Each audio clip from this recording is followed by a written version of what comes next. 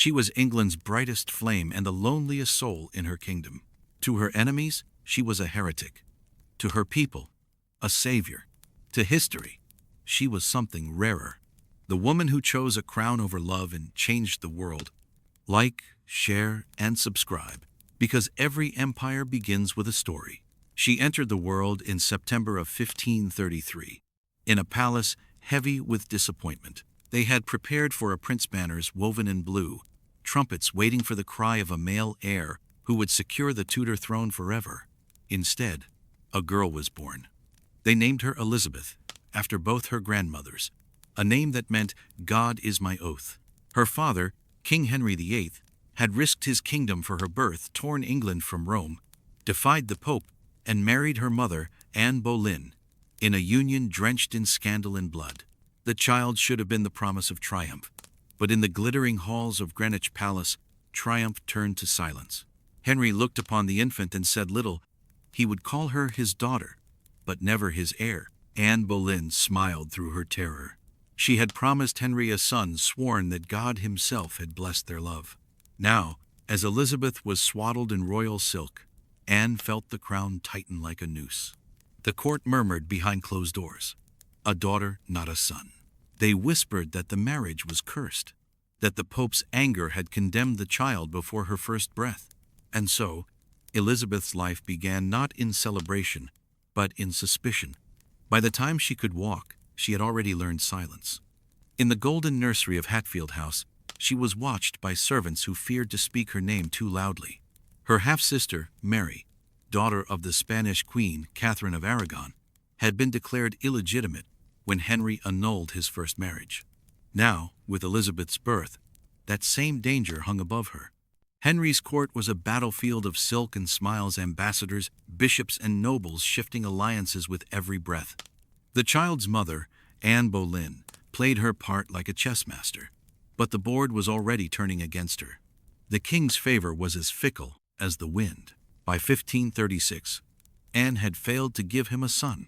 She miscarried twice the last time, a boy. Henry's patience cracked, and the courtiers smelled blood. Thomas Cromwell, once Anne's ally, now saw her as an obstacle. The whispers grew darker. Witchcraft, adultery, treason. And then, on a May morning, the bells of London rang not for a coronation, but for an execution. Anne Boleyn, Queen of England, knelt before the French swordsman on the scaffold at the Tower of London. The crowd watched as the wind caught her black hair, her lips murmuring prayers in French. Elizabeth was 2 years old. When the blade fell, the child's world ended before she could understand what it meant. Her mother's name was erased from court records, her servants dismissed, her title stripped. The daughter of the queen became the bastard of a traitor. She was sent away from court to a small household under watch. Her governesses changed, her tutors rotated. But one constant remained: fear. No one in Henry's England was safe from royal mood or rumor. To be near Elizabeth was to live in danger. The shadow of her mother's ghost followed her everywhere. Yet, even as a child, Elizabeth absorbed the lessons the court had carved into her life. She learned that survival meant silence, that love, even a father's love, was conditional, and that the crown, shimmering above her father's head, could turn into a blade without warning. Henry remarried again and again. Jane Seymour gave him the son he craved, Edward. For that, she died in childbirth, becoming the one wife Henry mourned. Anne of Cleves, discarded.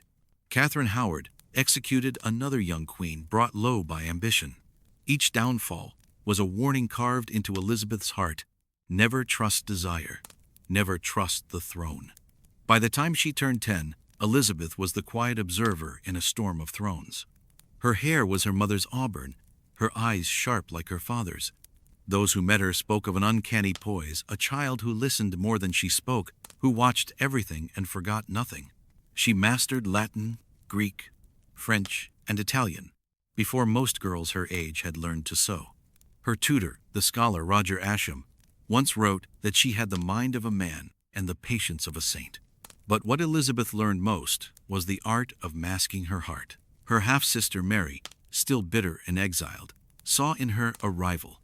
Her brother Edward, frail but adored, would inherit the throne, Elizabeth was caught between them, a ghost of treason's child, tolerated but never trusted. At court, courtiers bowed to her face and mocked her bloodline behind her back. She was Anne Boleyn's daughter, after all, clever, charming, and dangerous. And so, Elizabeth grew in the garden of suspicion, a solitary rose among thorns. In 1547, her father's health began to collapse. Henry VIII, once the Golden Prince of Europe, was now swollen with age and regret. He had outlived 4 of his 6 wives and ruled a nation divided between faith and fear. Elizabeth was summoned to Whitehall to see him one last time. The old king sat upon his throne like a mountain of flesh, his leg ulcer bandaged, his eyes small and watchful. When she knelt before him, he placed his heavy hand upon her hair. Perhaps for a moment, he saw not the daughter of Anne Boleyn, but the reflection of the woman he once loved, or the guilt of the wife he had killed. Whatever he saw, it was gone in an instant. He dismissed her without affection or farewell. Days later, the king died.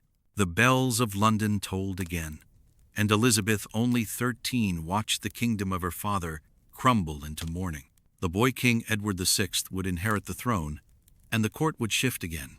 For the second time in her life, Elizabeth's world changed overnight. But this time, she would be ready. She had learned that to survive England's crown, she must never depend on anyone and never love too deeply. In a kingdom built on blood and vows, she learned her first lesson, that every crown is a blade, and every daughter of treason must learn to dance upon it. When King Henry VIII was laid to rest at Windsor in January 1547, the kingdom he left behind was more fragile than his courtiers dared admit. His only son, Edward VI, was a boy of 9, intelligent, pious, and already burdened by the impossible weight of his father's shadow. The court became a hive of ambition. Behind the black banners of mourning, knives glimmered. Each noble sought to place his hand upon the new king's shoulder and through him, upon England's crown. Elizabeth, now 13, stood at the edge of this world. She had learned to wear humility like armor. Though she was the daughter of a disgraced queen, her intelligence could not be hidden. She was too clever, too poised, and far too dangerous for those who understood how swiftly the wheel of fortune could turn. The protectorate fell to Edward Seymour, Duke of Somerset, uncle to the boy king and brother of Henry's third wife, Jane Seymour. The new Lord Protector ruled in his nephew's name, and England turned its gaze from the decaying past to the uncertain future of a Protestant reign. Elizabeth watched carefully. The old religion, the Latin Mass, the golden icons, the soft murmur of priests was being stripped away, replaced by sermons in English and a colder faith built on words rather than ceremony. The girl who had been taught to cross herself now learned to question everything. Somerset's rule was rigid, but brief. Greed, envy, and pride began to tear the regency apart. And into this chaos stepped a man who would change Elizabeth's life, Thomas Seymour, Somerset's younger brother. Thomas was handsome, reckless, and dangerously charming, the kind of man who mistook ambition for destiny. He had been close to Henry VIII's last wife, Catherine Parr, who survived the king and now lived as the Dowager Queen. Within months of Henry's death, Thomas married her in secret, scandalizing the court. Catherine was intelligent, learned, and kind. She had been a mother figure to Elizabeth in Henry's final years, offering protection and affection the girl had never known. When Catherine invited Elizabeth to live with her and her new husband at Chelsea, it seemed a blessing. But what began as sanctuary soon turned to shadow. Thomas Seymour's charm masked a dangerous hunger for power, for influence, and perhaps for the young princess herself. He would enter Elizabeth's chamber before dawn, laughing as he found her half-dressed, claiming it was harmless jest. He would chase her through the gardens, tickling and teasing until the governess intervened. Catherine, at first amused, began to see the unease in her stepdaughter's eyes. Elizabeth was 14, intelligent beyond her years, yet still too young to understand the boundaries he crossed. Rumors began to whisper through the household. The queen's laughter turned brittle, and when she discovered her husband and Elizabeth alone one morning, the truth could no longer be ignored. Within days, the girl was sent away, dismissed to the country with polite haste. Catherine's heart was broken. She died soon after in childbirth, her marriage to Thomas ending in tragedy. Elizabeth, alone again, buried the experience deep within herself. She had learned another of the Tudor world's cruel lessons, that affection was never innocent, and every kindness came with a cost. Back at Hatfield, she rebuilt her household small, disciplined, and loyal. Her studies continued: philosophy, theology, mathematics, languages. Every day she wrote in her diary in Latin, practicing the control of thought that would later shape her reign. Her reputation grew. Courtiers began to remark that the young princess spoke like a scholar, reasoned like a statesman, and carried herself like a queen. Yet the shadows of scandal followed her still. In 1549, Thomas Seymour, unable to resist ambition, plotted to kidnap the young King Edward and rule in his name. He was caught before he could act. Letters, servants, and witnesses tied him to treason and to Elizabeth. Summoned to London for questioning, the 15-year-old girl stood before a panel of grim-faced men, the very council that had once condemned her mother. They demanded to know the truth of her relationship with Seymour. Elizabeth did not flinch. Her answers were precise, her tone calm. "I do not deny that he did seek my company," she said, "but never with my consent to wrong." She never raised her voice, never betrayed fear. Every word was chosen like a blade. In private, she wept not for Seymour, but for the peril of being her mother's daughter. She had seen how a man's desire could destroy a woman's name, how rumor could become weapon, and how innocence meant nothing when the crown was near. When Seymour was executed at the Tower that spring, the sound of his death bell echoed faintly through Hatfield's halls. Elizabeth said nothing, but her servants saw her standing at her window that morning, her face pale as marble. Later she whispered, "This day died a man of much wit, but little judgment." It was not grief, it was survival. By 17, Elizabeth had become an enigma to the court. Neither child nor woman, neither saint nor sinner. She spoke carefully, smiled rarely, and trusted almost no one. Her brother, King Edward, grew into a devout young reformer, steering England deeper into Protestant faith.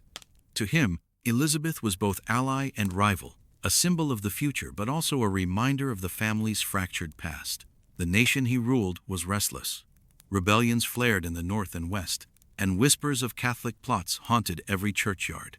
The boy king's health, always fragile, began to fail. For Elizabeth, the years between girlhood and power were years of testing, each season marked by exile, suspicion, and survival. And when Edward's cough deepened and his eyes dimmed, the courtiers began their dance again. The throne of England trembled once more, and in its long shadow stood the daughter of treason, the girl who had learned to endure what others could not. Before she became Gloriana, she was a ghost in her own kingdom, a child who watched every smile, every word, every execution, and understood, long before she ruled, that to live among kings, one must become more dangerous than any of them. Every crown begins with chains. The summer of 1549 settled over England like a fever that refused to break. The king was still a boy, the council was fractured, and rebellion bled through the shires. Fields that had once been green with promise now bore the scars of fire and the echoes of sermons that spoke of sin and sovereignty in equal measure. Elizabeth, now 16, lived at Hatfield with a household smaller and quieter than any befitting a royal child. The laughter of her childhood had faded into study and silence. She had seen too much to trust comfort. Books became her companions: Cicero, Plato, Scripture. In every page, she sought patterns of power and survival. The fall of Thomas Seymour had marked her deeply. He had been executed as a traitor, but his crime was not merely ambition, it was intimacy. To be desired by a man so close to the throne had nearly destroyed her. She learned from that lesson with a clarity that would guide her forever. Affection could be fatal, and virtue was a weapon sharper than any blade. From her window she watched the seasons change and England with them. The Protestant reformers gained influence under her half-brother Edward VI. Churches stripped of color and saints, priests forbidden to whisper Latin prayers. To Elizabeth, raised in a house of old faith and royal violence, these changes felt both liberating and cruel. The new religion promised truth, yet demanded obedience. It spoke of freedom, but burned heretics in market squares. At court, factions rose and fell with the speed of rumor. The Duke of Somerset, once the boy king's protector, was accused of treason and imprisoned in the Tower. His rival, John Dudley, Earl of Warwick, climbed into power with the grace of a serpent. Dudley's name would later haunt Elizabeth through his son Robert, but for now, she studied from afar, learning the rhythm of ambition. In her letters to the council, she wrote with impeccable restraint, each phrase polished like armor. "Your Majesty's most humble and faithful sister," she signed them, though she knew too well how quickly loyalty could become suspicion. In London, the young King Edward grew thinner each winter. The cough that plagued him worsened. Physicians bled him, prayed over him, and dosed him with bitter remedies. But nothing eased the wasting sickness that hollowed his cheeks. He had inherited his father's intellect, but none of his strength.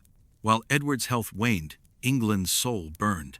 The countryside seethed with anger, peasants driven from land, wages cut, faith torn apart. In Norfolk, rebels marched under banners demanding the king's true religion, though few could agree what that meant. From Cornwall to Yorkshire, rumors of divine punishment spread with the speed of plague.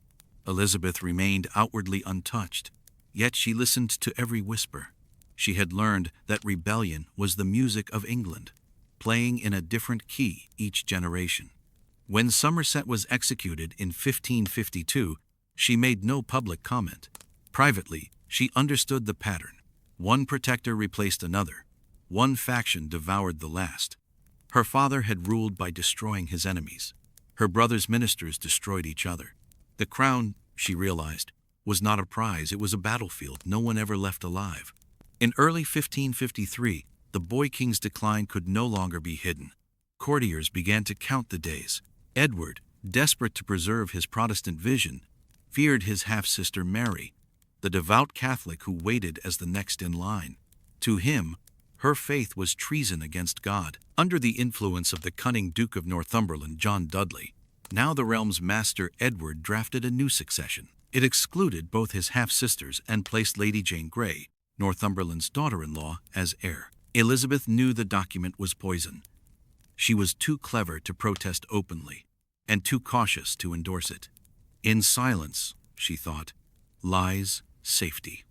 When Edward VI died that July, England was a powder keg waiting for the spark. Northumberland proclaimed Jane Grey queen. She was 17, pious, and doomed. In the Tower of London, she accepted the crown with trembling hands, while in the countryside Mary Tudor rode under the banner of legitimacy. Elizabeth watched the storm gather. For 9 days, England had 2 queens. Then the tide turned. Mary's supporters swelled lords, soldiers, and commoners alike. The rebellion that Northumberland feared most came from his own conscience. Few men would fight against a daughter of Henry VIII. Mary entered London triumphant, the crowds chanting her name as bells rang across the Thames. Elizabeth rode to greet her half-sister, dressed in white to symbolize peace. For a moment, the 2 women embraced. The people cheered, the daughters of Henry reunited, the kingdom whole again. But even in that first embrace, Elizabeth felt the weight of Mary's gaze. Behind the smile was suspicion. Behind the hymns of reunion, the rustle of chains waiting to be used. The new queen was 40, unmarried, and fiercely Catholic. To her, Elizabeth represented everything she feared: youth, popularity, and the Protestant cause. Worse still, she was the living image of Anne Boleyn, the woman Mary had been taught to despise since childhood. The bond between them, fragile from the start, began to fray within weeks. Mary's reign opened with fire. Her marriage plans with Philip of Spain, the most powerful Catholic prince in Europe, enraged the English people. They feared the country would become a Spanish province. Rebellions brewed, the largest led by Sir Thomas Wyatt in 1554. The uprising failed, but its echo reached directly to Elizabeth's door. Letters found among the rebels hinted at her name. The implication was enough. The Queen's Council declared her complicit. Without trial, without defense, the princess was seized and carried to the Tower of London, the same fortress where her mother had met her death. On a raw March morning, as the heavy gates shut behind her, Elizabeth understood how quickly fortune turned. She was 21, unwed, unarmed, and utterly alone. The ravens screamed from the battlements as she passed. Beneath her feet lay the graves of queens and traitors, indistinguishable in the same cold earth. She was lodged in the same set of rooms once used by Anne Boleyn, the walls still etched with the marks of forgotten prayers.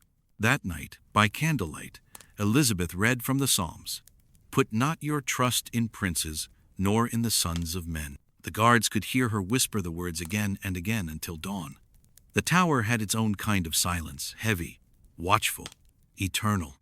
Every hour that passed was a reminder that few who entered left alive. Elizabeth understood this well. The same walls had echoed her mother's final footsteps 2 decades earlier. Now, her own fate balanced on the same edge of fear and faith. The cold April winds cut through the narrow slits of her window. Guards patrolled the courtyard below, their boots scraping over ancient stone. Every morning she woke, expecting to hear the steps that would lead her to the scaffold. Across the river, the bells of street pauls tolled for Catholic masses again. England was turning backward, the Latin chants, the gilded crosses, the old religion resurrected by her sister's will. Heretics burned in Smithfield Market, the smell of smoke and flesh drifting on the wind. To Mary, this was redemption. To Elizabeth, it was warning. She had learned how to survive men. Now she learned how to survive faith. The Queen's counselors demanded confessions. They questioned her servants, her secretaries, anyone who had ever written her name. She was accused of conspiring with the rebels of Wyatt's uprising, of seeking the crown for herself. But evidence was scarce, and Elizabeth refused to yield. She would neither confess nor protest too much. She stayed poised, too proud for guilt, too calm for innocence. When Mary hesitated to sign her death warrant, it was not mercy that saved Elizabeth, but politics. Too many feared the reaction of the people. The young princess was beloved. To execute her would be to make a martyr out of youth and hope itself. So she remained in the tower, half forgotten, watched by spies and priests who noted every prayer and every sigh. In her solitude, she read constantly Livy, Seneca, the English Psalms. Her handwriting grew smaller, sharper, more controlled. She began to translate the works of Boethius, the philosopher of fortune and exile. In his words she found kinship. All fortune is good, for if it be good, it delights, and if it be bad, it teaches. In that phrase, Elizabeth found the creed of her life. Weeks turned into months. Then one morning, without warning, the doors opened. She was ordered to leave. A royal guard escorted her from the tower to Richmond Palace, where she would live under house arrest. The journey by boat down the Thames was slow, the river thick with spring rain. People gathered silently along the banks to watch. Some crossed themselves. Others whispered blessings. None spoke aloud, for fear of spies. Elizabeth sat upright in the small barge, her face pale, her eyes unreadable. Behind her, the tower faded into the mist, the fortress that had claimed her mother and nearly her own life. She was free, but only just. Her captivity continued in all but name. She was kept under watch at Woodstock and then Hatfield, surrounded by guards who recorded her every word. Letters were opened, visitors denied, yet even in confinement, she found ways to rule herself. Each morning she read the scriptures, then wrote in ciphered notes to her few remaining allies. She trained her mind to weigh motives, to test loyalty, to calculate time. Her health suffered. The years of fear etched themselves into her posture, the slight stiffness of her neck, the stillness in her movements. But the quiet also hardened her spirit. Mary's reign grew darker. The marriage to Philip of Spain proved disastrous. The people despised the foreign prince who treated their queen with cold courtesy. The fires of religious persecution spread across England. Protestants fled to Geneva and Antwerp. Those who stayed risked death by flame. Elizabeth's name became a whisper of deliverance. To the faithful who still dreamed of reform, she was the candle that refused to go out. To Catholics at court, she was the ember of heresy waiting to reignite. Mary's body, weakened by illness and sorrow, could not bear an heir. Each false pregnancy deepened her despair. She saw in Elizabeth's survival a divine mockery, the living reminder of her father's sins and her own failures. By 1557, war with France drained England's coffers. The loss of Calais, England's last foothold on the continent, broke Mary's heart. "When I die," she is said to have murmured, "they will find Calais written on my heart." The same year, Elizabeth was summoned again to court. The summons might have been her death or her redemption. She arrived dressed in mourning black, her bearing modest, her expression serene. Mary, older and gaunter now, received her half-sister with a fragile civility. No words of love passed between them, but something like resignation did. For the first time, Elizabeth saw not the queen, but the woman behind the crown, worn by grief, betrayed by hope. It was the first lesson of mercy she would ever learn. When Mary's health failed completely in 1558, the court was already shifting in quiet preparation. Spain's influence waned. Her counselors began to whisper Elizabeth's name again. On the morning of November 17th, the Queen died. The bells of London tolled once more, not for a heretic or a martyr, but for the end of an age. At Hatfield, Elizabeth knelt in the gardens when the riders arrived. Mud clung to their boots and frost to their cloaks. They bowed deeply before her. The messenger spoke only 7 words that would change the world. "Your Majesty the Queen is dead." Elizabeth rose slowly, her face unreadable. The wind stirred the leaves around her, carrying the echo of the bells from London. For a long moment she said nothing. Then, softly, she crossed herself not in defiance of faith, but in memory of all she had survived. Around her, the winter air felt less like an ending and more like a beginning. The prisoner princess had endured the Tower, the Council, and the shadow of the pyre. Now, she would inherit the very crown that had nearly destroyed her. She had been forged in silence, tempered by fear, and baptized in fire. The woman who walked free from the Tower would never be captive again. She ruled a kingdom that doubted her and a heart that betrayed her. When Elizabeth awoke as queen, England itself seemed to hold its breath. It was November 1558, a season of frost, famine, and exhausted faith. The fires of religious persecution still smoldered, their smoke staining the memory of Queen Mary's reign. The bells that tolled for Mary's soul also rang for renewal, though no one yet dared to believe it. From the first moment, Elizabeth understood that her crown was not a gift, but a gamble. She had inherited a kingdom divided by creed, drained by war, and distrustful of monarchs. Yet within her burned a strange calm, not triumph, but readiness. At 25, she had already endured what most monarchs never would: scandal, imprisonment, near death. Now, that same endurance became her armor. The lessons of survival were about to become the art of rule. When she rode from Hatfield to London to claim her throne, the roads were lined with thousands of her people, peasants, merchants, clergy, all come to glimpse the daughter of Anne Boleyn, the ghost reborn. Snow fell softly, catching in her hair like a crown of frost. Observers later wrote that she smiled at the crowd, as if she would embrace them all. But beneath the grace was calculation.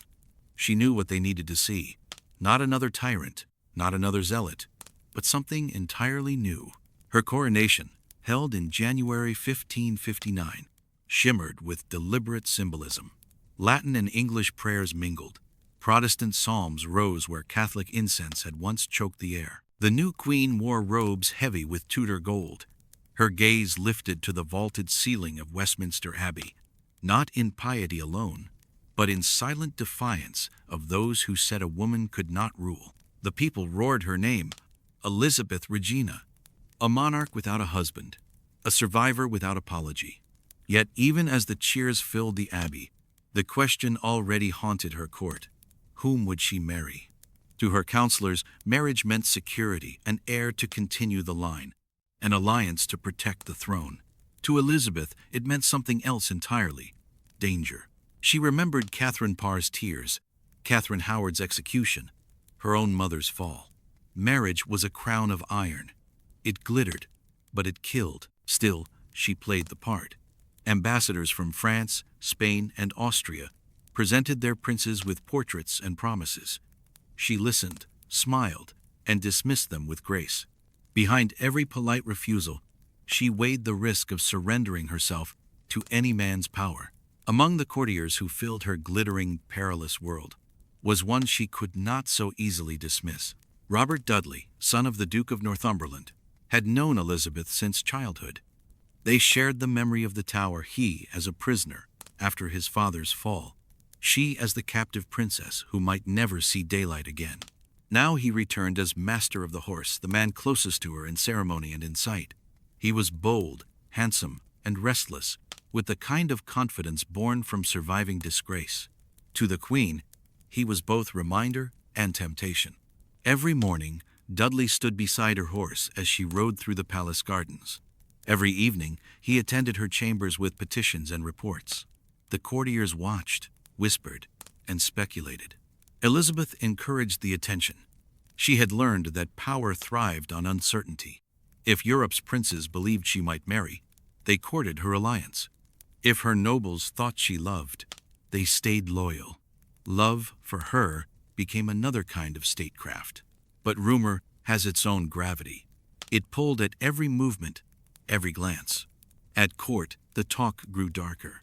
The Queen and her favorite, the shadow of scandal rising again, as it had with Seymour. Worse still, Dudley was already married to Amy Robsart, a quiet noblewoman living far from London. Elizabeth ignored the whispers, or seemed to. She needed Dudley not only for the thrill he represented, but for the political control he offered. He was her link to the Protestant faction, her balance against the Catholic lords who still dreamt of Rome's return. Yet she also knew how dangerous a man's devotion could be. In council, she ruled with frost and flame. Her ministers, Cecil, Bacon, Walsingham, learned to read her silences. She could listen for an hour without a word, then deliver a judgment so precise it left seasoned men trembling. Her vision for England was not born of idealism but of experience. Stability through ambiguity, peace through delay. She would not reopen the wounds of faith with persecution, nor would she bow to papal authority. Instead, she created a new path, the Elizabethan settlement, a fragile compromise that made Protestantism the state religion, but allowed a quiet tolerance for those who worshiped differently. It was neither Rome nor Geneva, but something entirely English. The Act of Supremacy named her supreme governor of the Church of England. Some wanted head of the church, but she refused the title. Governor sounded humbler, safer, yet all power flowed from her hand. By choosing ambiguity, she built endurance. As spring of 1560 approached, her first years on the throne shimmered with fragile triumph. England's treasury, long emptied by her father and sister, began to refill. The navy rebuilt, the economy revived. But peace was a mirage. Beyond the Channel, France and Spain watched her every move, each hoping to reclaim England for Catholicism. Across the border, Mary, Queen of Scots, young, beautiful, and Catholic, became the darling of Europe. Married to the French Dauphin, she bore the title Queen of Scotland and of England by right.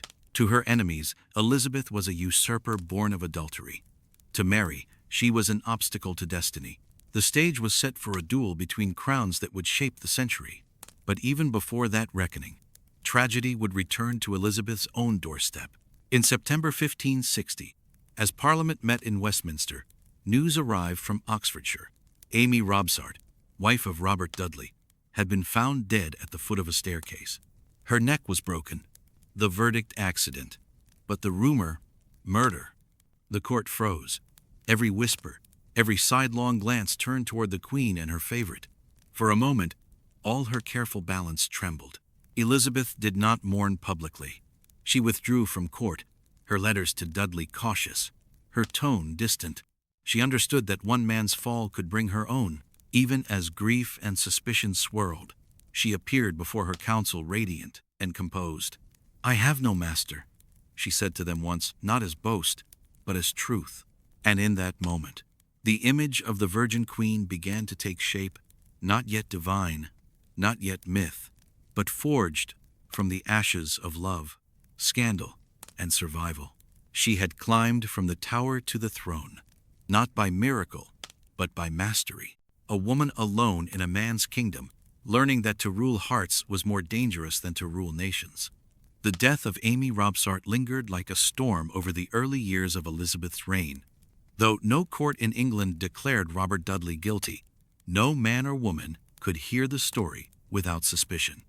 A staircase, a broken neck, a husband at the Queen's side, it was the perfect tragedy for poets, enemies, and spies alike.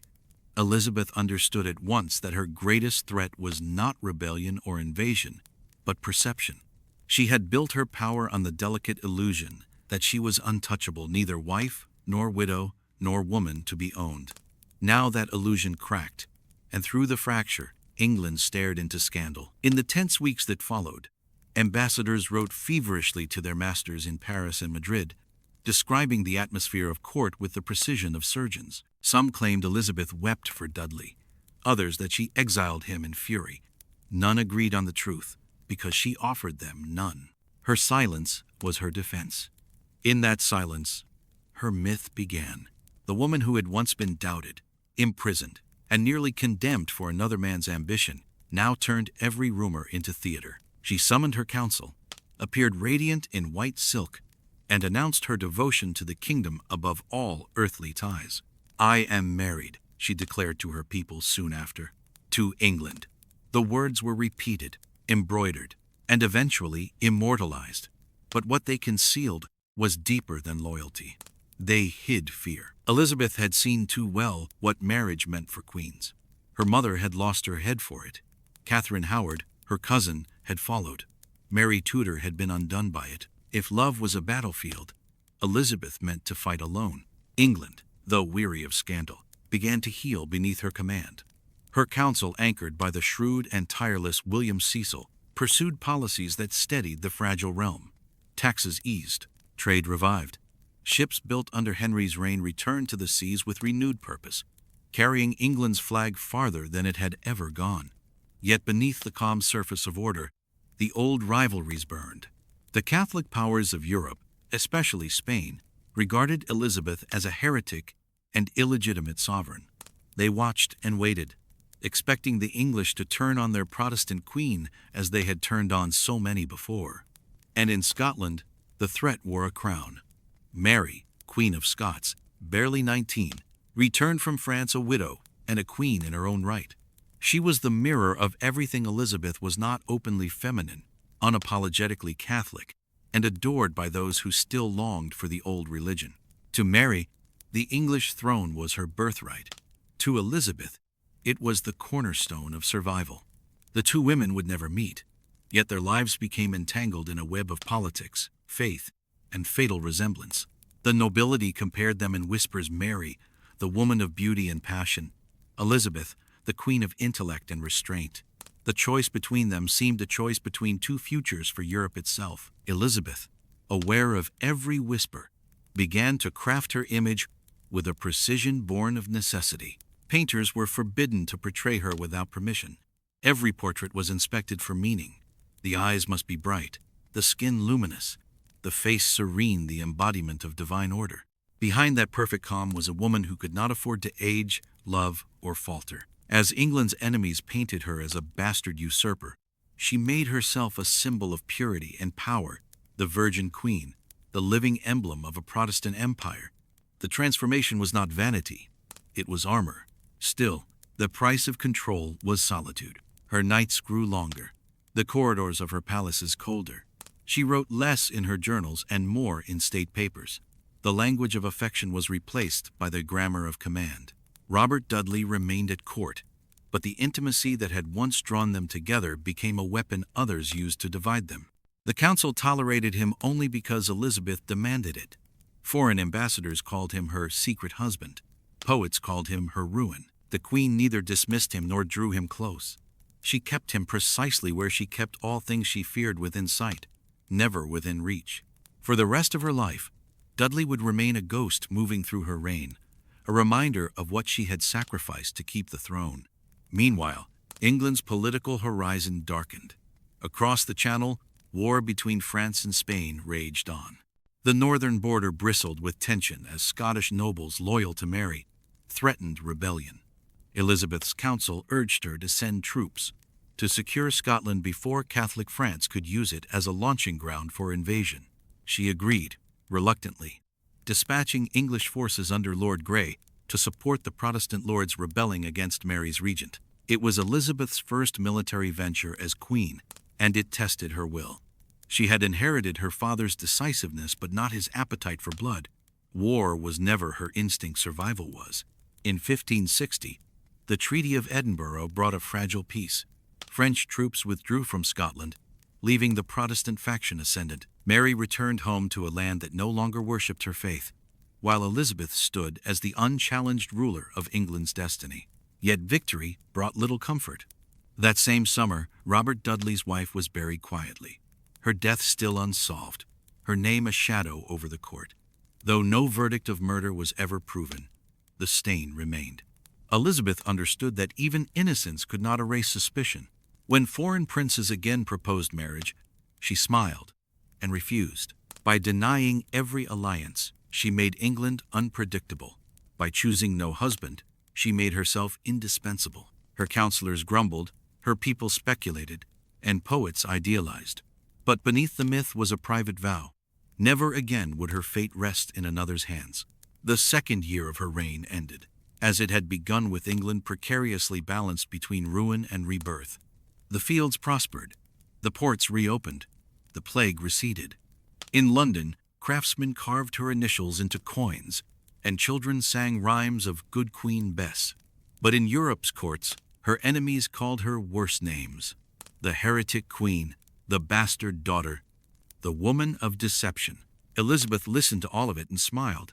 The louder they spoke, the stronger her silence became. She knew that queens were not remembered for being loved, only for being feared and never forgotten. She had risen not because fate was kind, but because she learned to make fear her servant. In every smile, a warning. In every mercy, a test. The age of Elizabeth had begun. When the year 1561 dawned, Elizabeth was 28, young by any reckoning, but already a creature of myth. She ruled from palaces that echoed with her father's ghosts, walked corridors once stained by her mother's blood, and wore a crown that seemed to weigh the sins of every Tudor who came before her. The court expected an announcement. Every rumor, every foreign envoy, every noblewoman dressing for the morning expected the Queen of England to choose a husband. Marriage was not merely personal. It was the foundation of the state. But Elizabeth had no intention of obeying the world's expectation. Each day brought her another proposal, from the Archduke Charles of Austria, from the Prince of Sweden, from King Philip of Spain, who had once been her sister's husband. To each she offered the same dance of courtesy and delay, neither accepting nor rejecting, until diplomacy turned to exhaustion. She had studied men her entire life: kings who lost crowns for love, princes who traded peace for passion, and courtiers whose ambition devoured them. She knew the truth that few dared to say aloud. In a world ruled by men, marriage was surrender disguised as union. So she built her fortress in abstention. As the ambassadors pleaded and the council debated, Elizabeth perfected her craft, the art of evasion as policy. She smiled as she refused, charmed as she delayed, and left every man certain he might still win her hand. It was not deception, it was survival. The Virgin Queen was not born in a chapel. She was forged in the court of politics, where every kiss was a weapon and every promise a chain. Across the northern border, another queen prepared her own destiny. Mary Stuart, Queen of Scots, had returned from France that same year, widowed before 20, carrying both a crown and a claim to England. She had been raised amid the glitter of the French court, elegant, Catholic, and dangerous. To her supporters, she was the rightful heir to Henry VIII's throne. To Elizabeth, she was the embodiment of everything that threatened her reign. The two women never met, yet they studied each other with a fascination born of reflection. Mary was the queen Elizabeth could have been young, adored, and bound by passion. Elizabeth was the queen Mary could never become: solitary, self-made, and unyielding. The mirror between them grew sharper with each passing year. As Mary governed her turbulent Scottish realm, rebellion and rumor followed her. Her marriage to Lord Darnley, a man as beautiful as he was reckless, turned swiftly from celebration to scandal. The union, intended to strengthen her claim to England, instead shattered her kingdom. Elizabeth watched from Whitehall as the drama unfolded, a queen undone by her own heart. To her counselors, it was proof of divine favor. The Virgin Queen's restraint had spared England the chaos now consuming its neighbor. But Elizabeth did not gloat. She studied Mary's fall as one might study an omen, for beneath her coolness lay a deep, private knowledge that she too had felt the pull of love, the ache of loneliness, the whisper that power meant nothing when one's soul starved for affection. And yet she resisted. Always she resisted. England, meanwhile, grew restless beneath its queen's contradictions. She demanded loyalty but offered few heirs.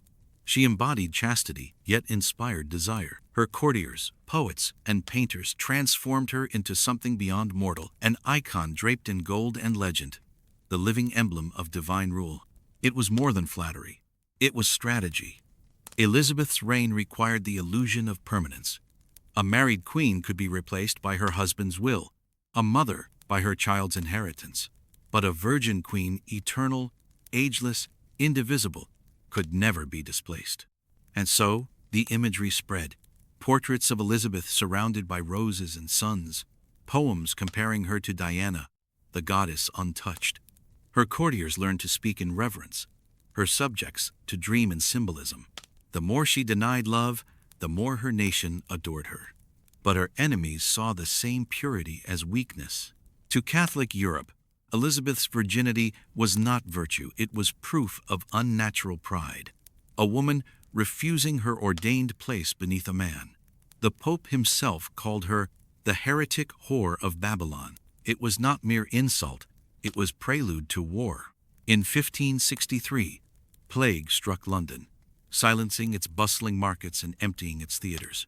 Elizabeth retreated to Windsor, the air thick with the scent of mortality. As her people suffered, foreign powers whispered that England's queen would soon die without an heir.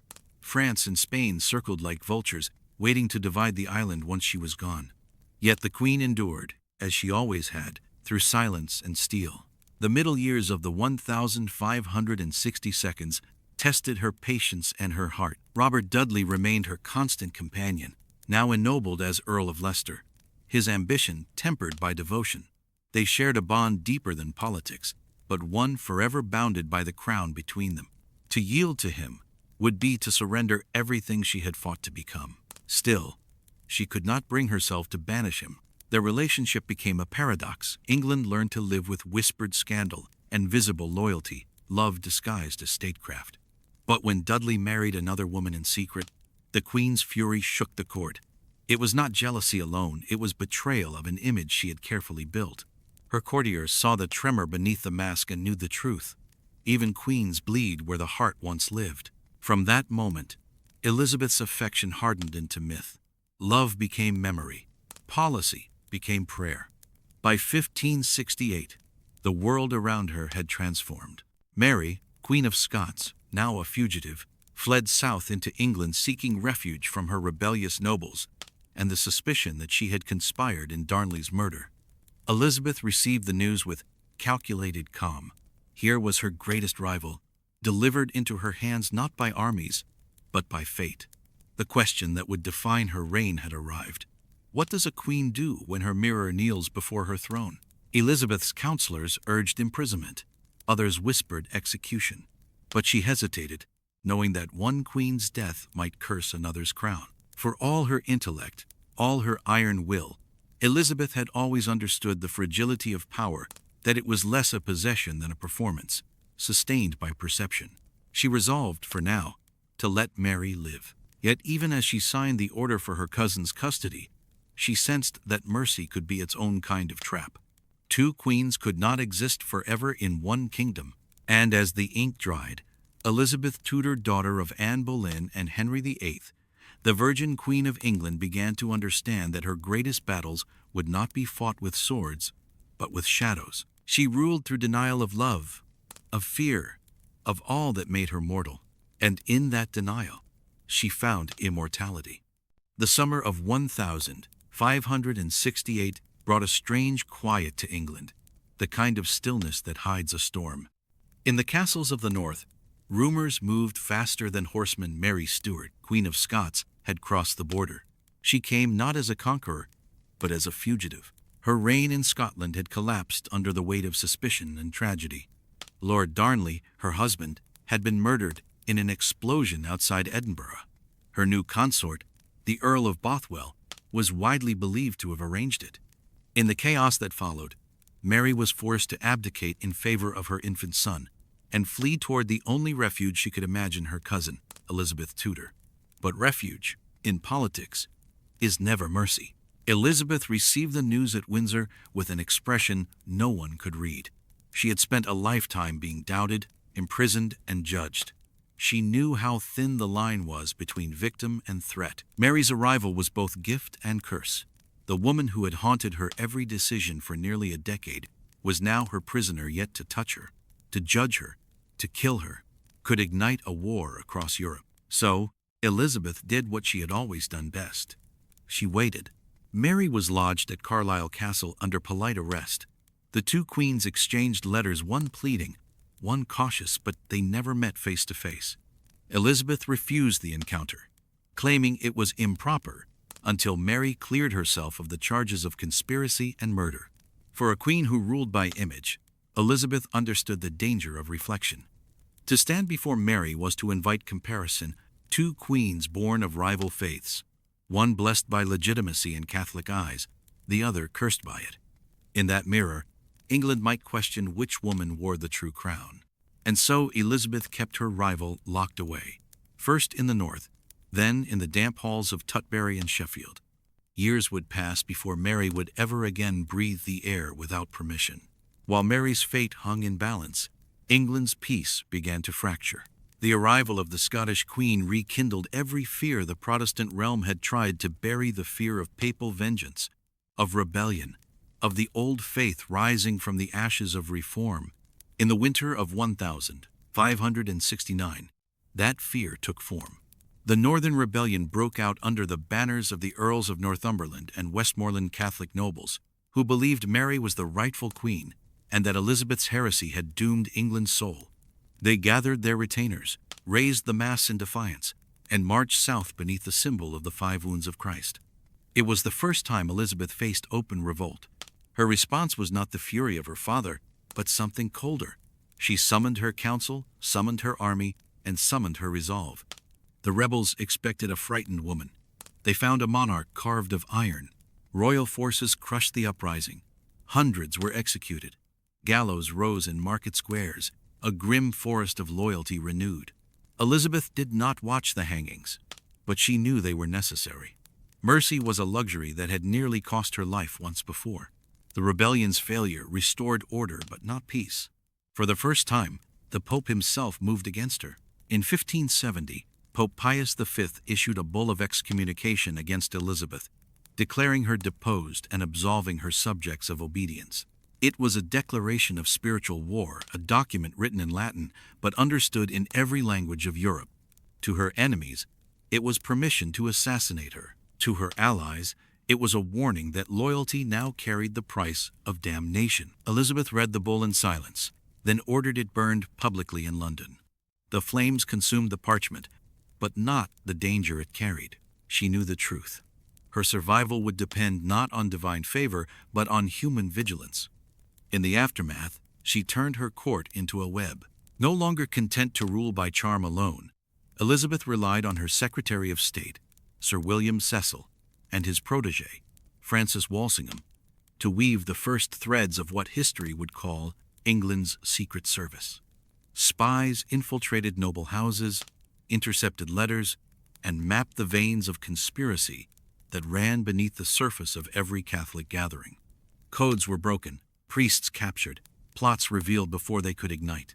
It was a new kind of war, one fought not on battlefields but in shadows. The queen who once hesitated to trust anyone now ruled through suspicion itself. She became both sovereign and sentinel. Yet in private, she felt the cost of such vigilance. Each letter she signed, each warrant she sealed, drew her further from the world of the living. Her ladies-in-waiting saw her pacing her chambers at midnight, whispering prayers she had long since ceased to believe. Power had made her eternal in the eyes of men, but solitude had made her human in the quiet hours. In those same years, Mary Stuart endured her own transformation. From prisoner to martyr, from queen to legend, she became the rallying point for every soul who saw Elizabeth's rule as an affront to God. Smuggled letters, hidden messages, and the devotion of those who still prayed in Latin turned her captivity into crusade. Elizabeth understood that she had caged not merely a woman, but an idea, the idea that the old faith might yet reclaim its throne. And ideas, once chained, often grow wings. Still, Elizabeth refused to kill her cousin. It was not mercy that stayed her hand, but a deeper instinct. To execute a crowned queen was to fracture the divine order that held monarchies together. The moment one sovereign's blood was spilled by another, every crown in Europe would tremble. So she maintained the charade, marry the guest, marry the captive, marry the silent threat. Her counselors warned her it could not last. One day, they said, the shadow she allowed to live would rise to consume her.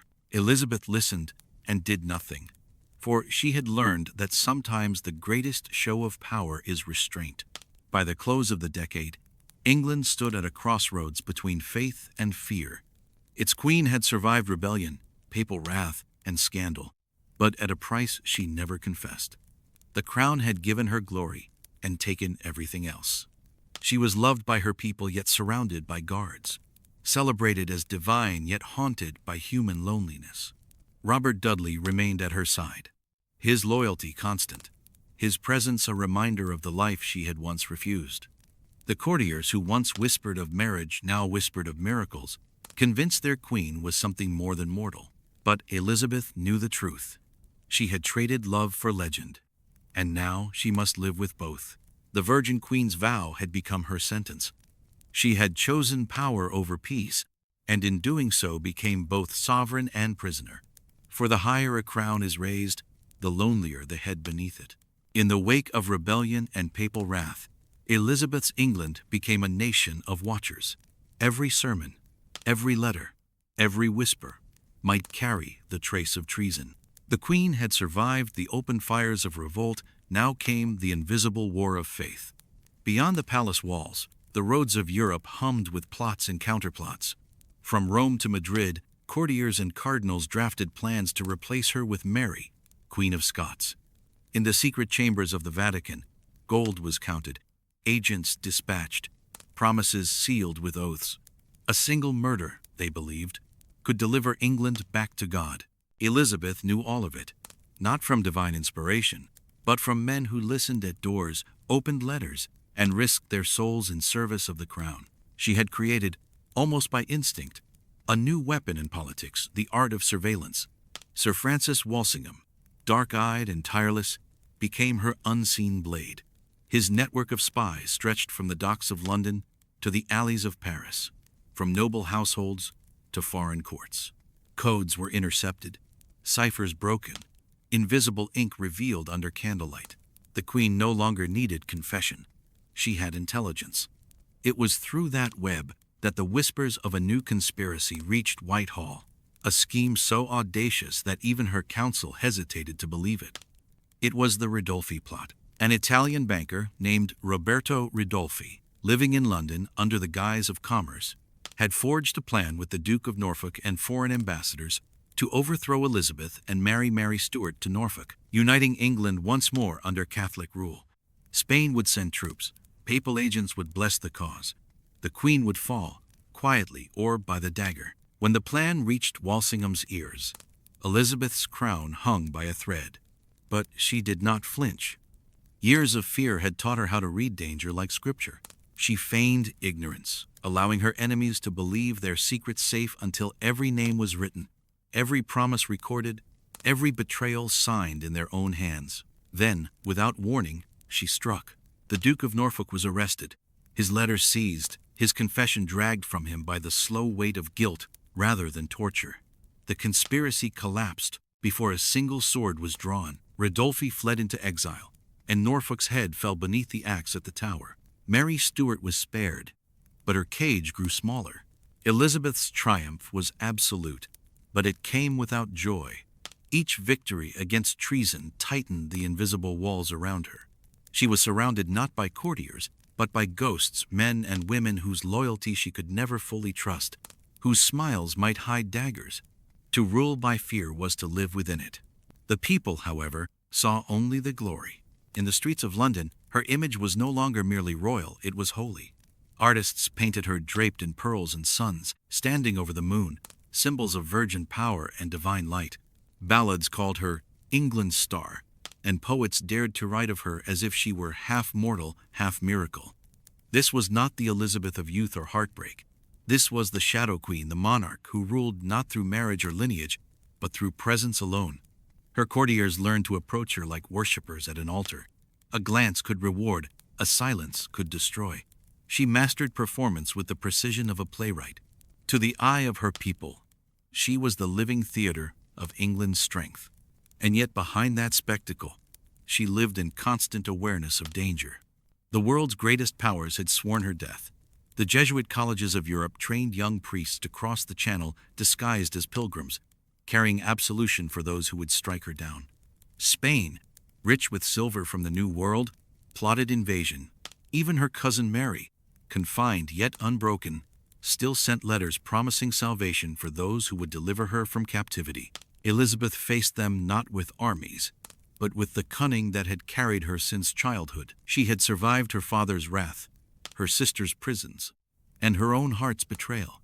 She would survive this age of knives. At court, the years between 1569 and 1571 reshaped England's soul. Her ministers, especially Cecil and Walsingham, transformed governance from ceremony to science.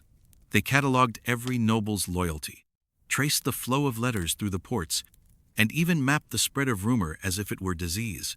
For the first time, England began to see itself not as a feudal collection of lords, but as a nation bound together by the vigilance of its queen. Religion, though, remained a battlefield. The Church of England was young, fragile, and hated by both Rome and Geneva. Elizabeth refused to lean too far toward either faith. Her settlements of 1559 stood as uneasy compromise Latin words married to Protestant sermons, crucifixes beside English prayers. She told her council, "I will not make windows into men's souls," and though the words are remembered as mercy, they were also calculation. She knew that belief could not be forced, only managed. In the shadows of that compromise, an empire of thought began to grow. Scholars at Oxford and Cambridge debated theology without fear of the stake. Printers filled London stalls with English psalms and humanist tracts. The Reformation, once a bonfire, became an industry. Even Elizabeth's enemies grudgingly admired her. In France, they called her the English Sphinx. In Spain, the Witch of the North. In her own country, Good Queen Bess. She was all of them, and none of them. But the shadow she cast stretched farther than she knew. The execution of Norfolk, though just in law, had set a precedent that no English sovereign had ever dared. The killing of a noble, not for open rebellion, but for intention. Fear became contagious. Letters were burned. Friends avoided. Words weighed before being spoken. Elizabeth's reign was now secured by obedience, not affection. And yet, she remained strangely beloved. Her people saw not the executions, but the peace that followed them. They saw not the spies, but the safety they provided. They saw not the fear, but the glory of a queen who stood alone against the might of empires and did not bow. She had become what she was always destined to be, a paradox made flesh. Her chastity made her eternal. Her suspicion made her invincible. Her isolation, her weapon. By the spring of 1571, the storm she had weathered began to subside. England's enemies were exhausted, their plots discovered before they could bloom. The realm prospered in its uneasy peace. But Elizabeth understood that peace was never permanent. It was simply the silence before the next conspiracy. She had learned that queens did not die from battles, but from betrayal. And as she stood before the mirror that spring, dressed in white and gold, her face illuminated by candlelight, she saw not a woman of 38, but the reflection of England itself, beautiful, fierce, and haunted. She ruled in daylight, but lived in shadow. Every smile was a defense, every gesture a test. For a queen who could not trust love, only fear remained loyal. The queen's court glittered like a constellation suspended above a continent in turmoil. Beneath its gold and velvet, however, the pulse of paranoia beat steady. Every jest, every glance, every favor was a calculation. In this gilded cage of ceremony, Elizabeth moved like a dancer on a knife's edge, dazzling, commanding, yet never still. After the Ridolfi plot, she no longer trusted easily. The court that once swirled with poets and gallants had become an arena of masks. Each nobleman sought to prove loyalty more fiercely than the next, offering gifts, verses, and flattery that bordered on worship. And yet, none could match the ghost of one man, Robert Dudley, the Earl of Leicester. He had returned to her side after disgrace, humbled by scandal, yet still radiant in charm. His wife's death years earlier had burned a scar into both their reputations, but time, as Elizabeth well knew, could turn even shame into myth. The court saw in their closeness something dangerous, the tension of a monarch who could not wed but could not forget. To her counselors, Dudley represented risk. To her enemies abroad, he was proof of sin. To Elizabeth, he was the reminder of everything she must never allow herself to be. She needed him, not as lover, but as mirror to reflect her power, not her weakness. And so, she kept him close. She granted him lands, honors, and the subtle cruelty of proximity, the right to stand beside her, but never to reach her. In this way, Elizabeth learned to rule hearts as she ruled nations by keeping them slightly hungry. London itself was transforming under her reign. The scars of plague and rebellion had faded into a restless prosperity. Merchants grew rich on wool and new ventures at sea. The Thames carried ships bound for Antwerp, Bordeaux, and the edges of the known world. But the Queen knew that gold was only as strong as the faith that guarded it. Her treasury still groaned under debts inherited from her father and sister. The wars in France and Scotland had drained England's coffers, and the defense against papal conspiracies demanded more coin each year. Yet Elizabeth, unlike her father, refused to bleed her realm for glory. She governed with thrift born of survival. Her gowns were patched, her palaces repaired rather than rebuilt, and every ambassador marveled that a monarch of such power could be so cautious with coin. To her, extravagance was not splendor, it was vulnerability. While she guarded her wealth, she also guarded her image with equal vigilance. The cult of the Virgin Queen began not as propaganda, but as necessity. Europe's monarchs sent suitors, princes of Austria, dukes of France, even the brother of the Spanish king.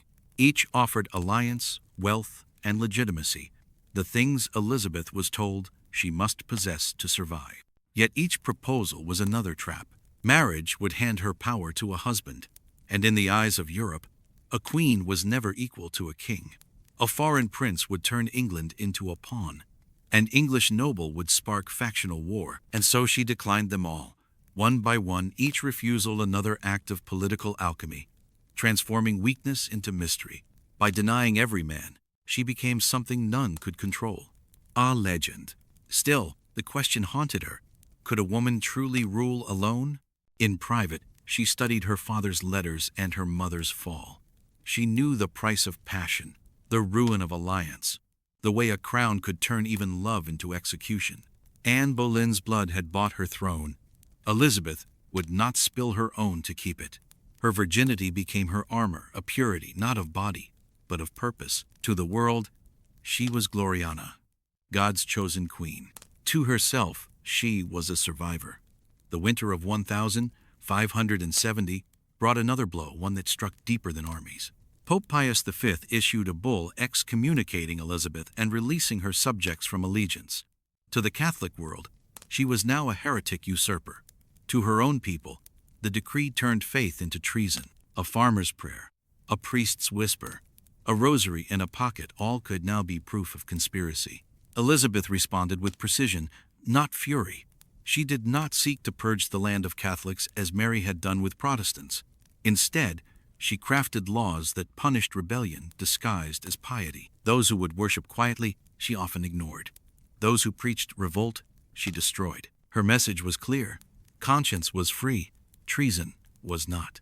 That distinction, narrow, pragmatic, and brutal, became the foundation of English tolerance for a century to come.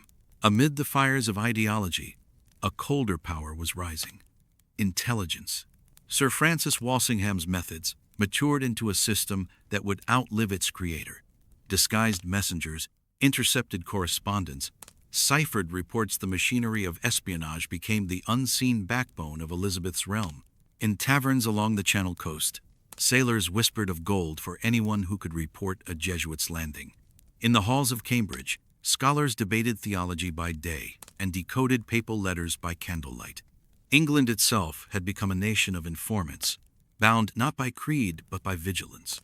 Elizabeth understood what her rivals did, not that in an age of faith, knowledge was the only true power. By the end of 1571, the storm that had begun with rebellion and ended with excommunication seemed to settle. The Queen rode through London on a crisp November day, dressed in white silk and silver armor, a living emblem of peace won through endurance. Crowds lined the streets, shouting blessings as bells rang above them. Children threw flowers, merchants bowed, and even the poor, half-starved from hard winters, found pride in her reign. To them, she was not a politician, nor even a woman. She was England itself, fierce, untouchable, eternal. She smiled, waved, and lifted her hand in blessing. But behind her jeweled sleeve, her fingers trembled, because she knew that every cheer was fleeting, every victory temporary, every peace merely the breath between storms. She had learned this lesson too young, that power was never possessed, only borrowed. That night, alone in her private chamber, Elizabeth removed her crown and sat before her mirror. The candles flickered, casting shadows across her face. The jewels that had dazzled the crowds looked colder now, like frost upon a grave. Outside, the city slept under fog, unaware that the queen who ruled it spent her night speaking only to her reflection, to the girl who had once been a prisoner, a daughter of treason, a survivor of fires she never lit. In the mirror, that girl still looked back at her, eyes hard and bright. They both understood the same truth. A queen may conquer the world, but never herself. To rule in a world of kings, she became more than mortal. To outlive love, she made herself legend. And in the silence of her palace, she learned the cost of being eternal.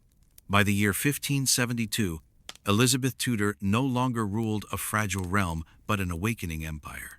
The long years of fear and rebellion had hardened her court into something formidable, a mirror to her own soul, dazzling and dangerous. Europe watched her closely. In France, blood had flowed through the streets of Paris during the Street Bartholomew's Day massacre. Tens of thousands of Protestants lay dead, cut down in the name of faith. In Spain, Philip II's priests, blessed ships carrying silver and soldiers, the wealth of the New World, turned into weapons of divine judgment. And in the north, across the cold border of England and Scotland, there still lingered a queen who would not vanish, Mary Stuart. Her life had been a tapestry of beauty, scandal, and catastrophe. Widowed Queen of France, returned to a fractious Scotland, she had married Henry Darnley, a young man whose vanity was only matched by his recklessness. Their union, born of passion and politics, quickly rotted into contempt. In February 1567, Darnley's house exploded in Edinburgh. His body was found in the garden, unburned but strangled. Scotland recoiled. The crime was too brutal, too convenient, and too obvious. Suspicion fell upon James Hepburn, the Earl of Bothwell, who soon married the widowed queen. To many, it was proof of guilt. To others, of madness. Rebellion erupted. Mary was captured, and by that summer, she was forced to abdicate in favor of her infant son, James. But her flight south in 1568 brought the true danger, for she carried with her not just a crown lost, but a claim to another. Elizabeth received word of Mary's arrival as she dined at Greenwich. The message chilled the room. A queen had fled her throne and sought refuge from another. It was an appeal Elizabeth could neither grant nor deny. To send Mary back meant sanctioning her murder. To harbor her meant inviting rebellion from English Catholics who saw in Mary their rightful monarch. And so Elizabeth chose the only path left to her, the labyrinth of delay. Mary was taken into protective custody, her movements restricted, her letters monitored. She was a guest and a prisoner, much as Elizabeth herself had once been under Mary's sister. The symmetry did not escape her. In private, Elizabeth called her cousin the most dangerous woman in Europe. She was not wrong. Mary was a queen without a throne, a mother without a child, a woman whose beauty had become a weapon. In captivity, her allure grew mythic. To her followers, she was martyr and savior. To Elizabeth's council, she was the spark that could set England ablaze.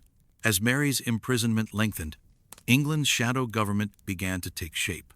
Francis Walsingham, newly returned from exile in France, saw the massacre of Huguenots as a revelation. He had witnessed how faith could justify slaughter and how information could have prevented it. He approached Elizabeth not as a courtier but as an architect of silence. Under his guidance, a network of informants stretched from Antwerp to Rome, from the ports of Kent to the backrooms of Parisian taverns. Ciphered letters crossed borders. Couriers vanished on dark roads. Wax seals hid invisible ink. To the world, Elizabeth's England was a nation of merchants and poets. To those who looked deeper, it had become a fortress built of paper, whispers, and fear. Walsingham believed in divine purpose, that God had raised Elizabeth to defend true faith. His piety was cold, methodical, and lethal. For every sermon in street, Paul's, there was a shadow sermon in ink. Messages intercepted, decoded, erased. By his hand, the age of espionage was born.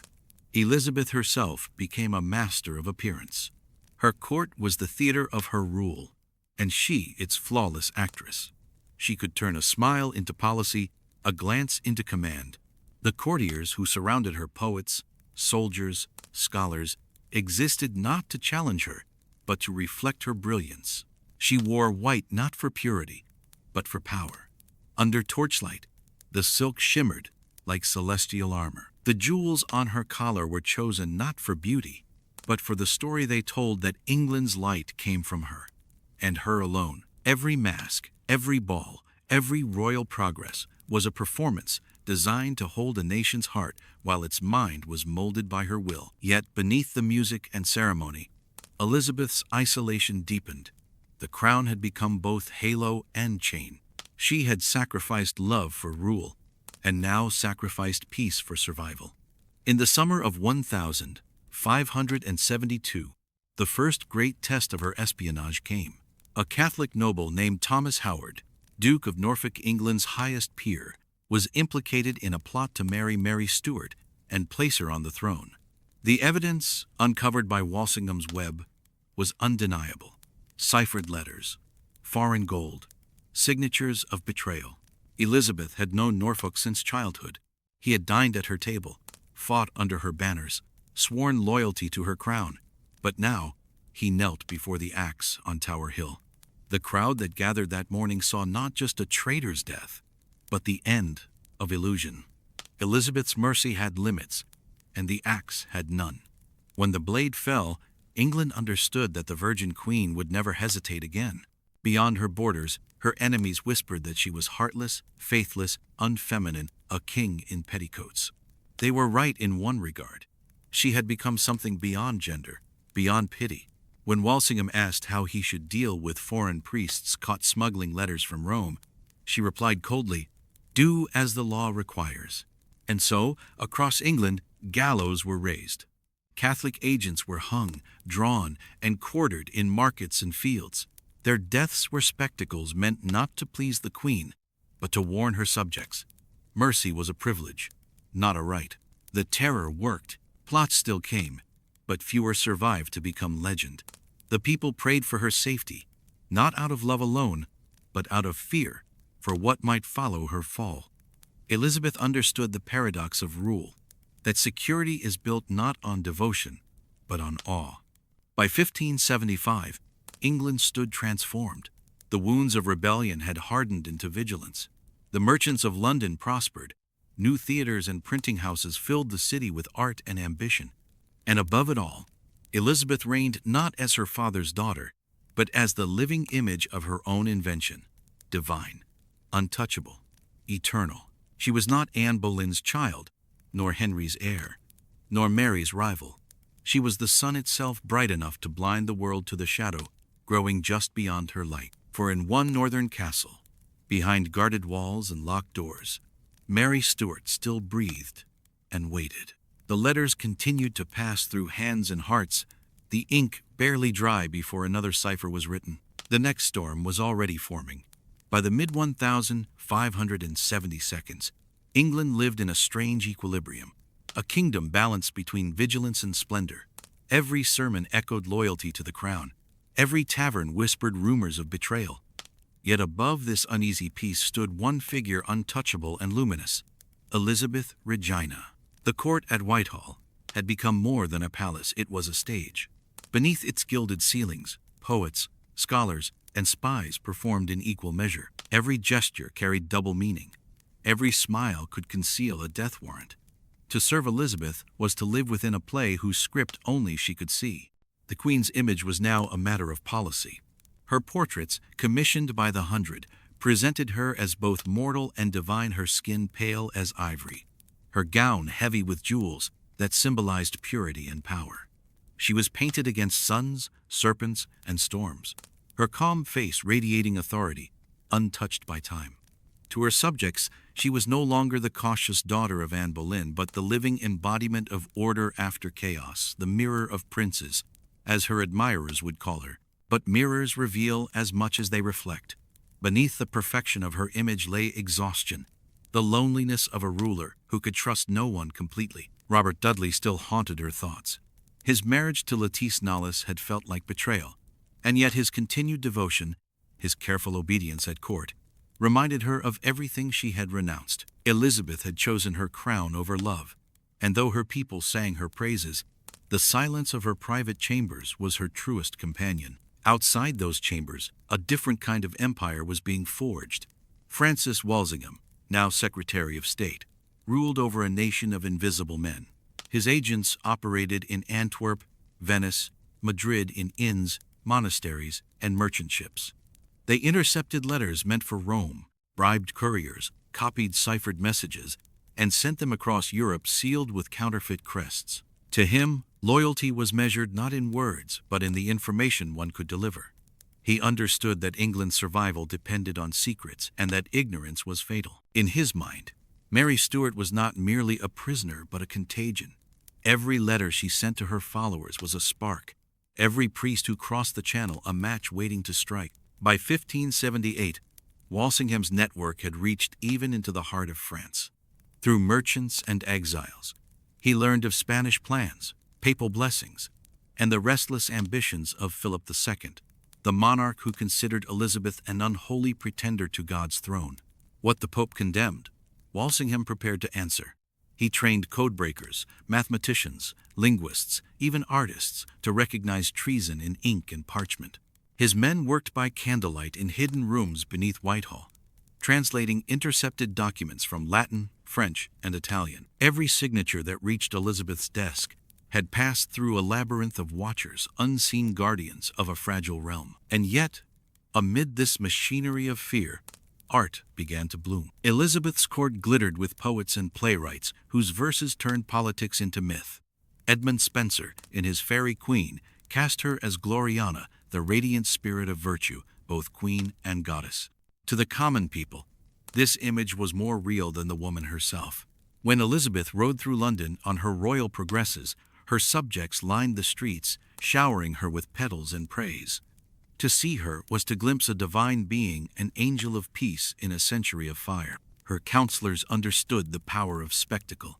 They turned pageantry into propaganda. Wherever she traveled, triumphal arches and allegorical plays reminded all that England's fortune flowed from one source, her. But it was not vanity that drove this creation of myth. It was strategy.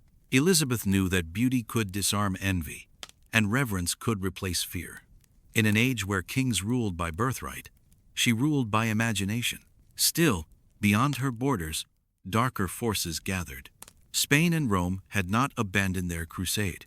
English Jesuits, trained abroad, slipped back into the kingdom disguised as merchants or scholars.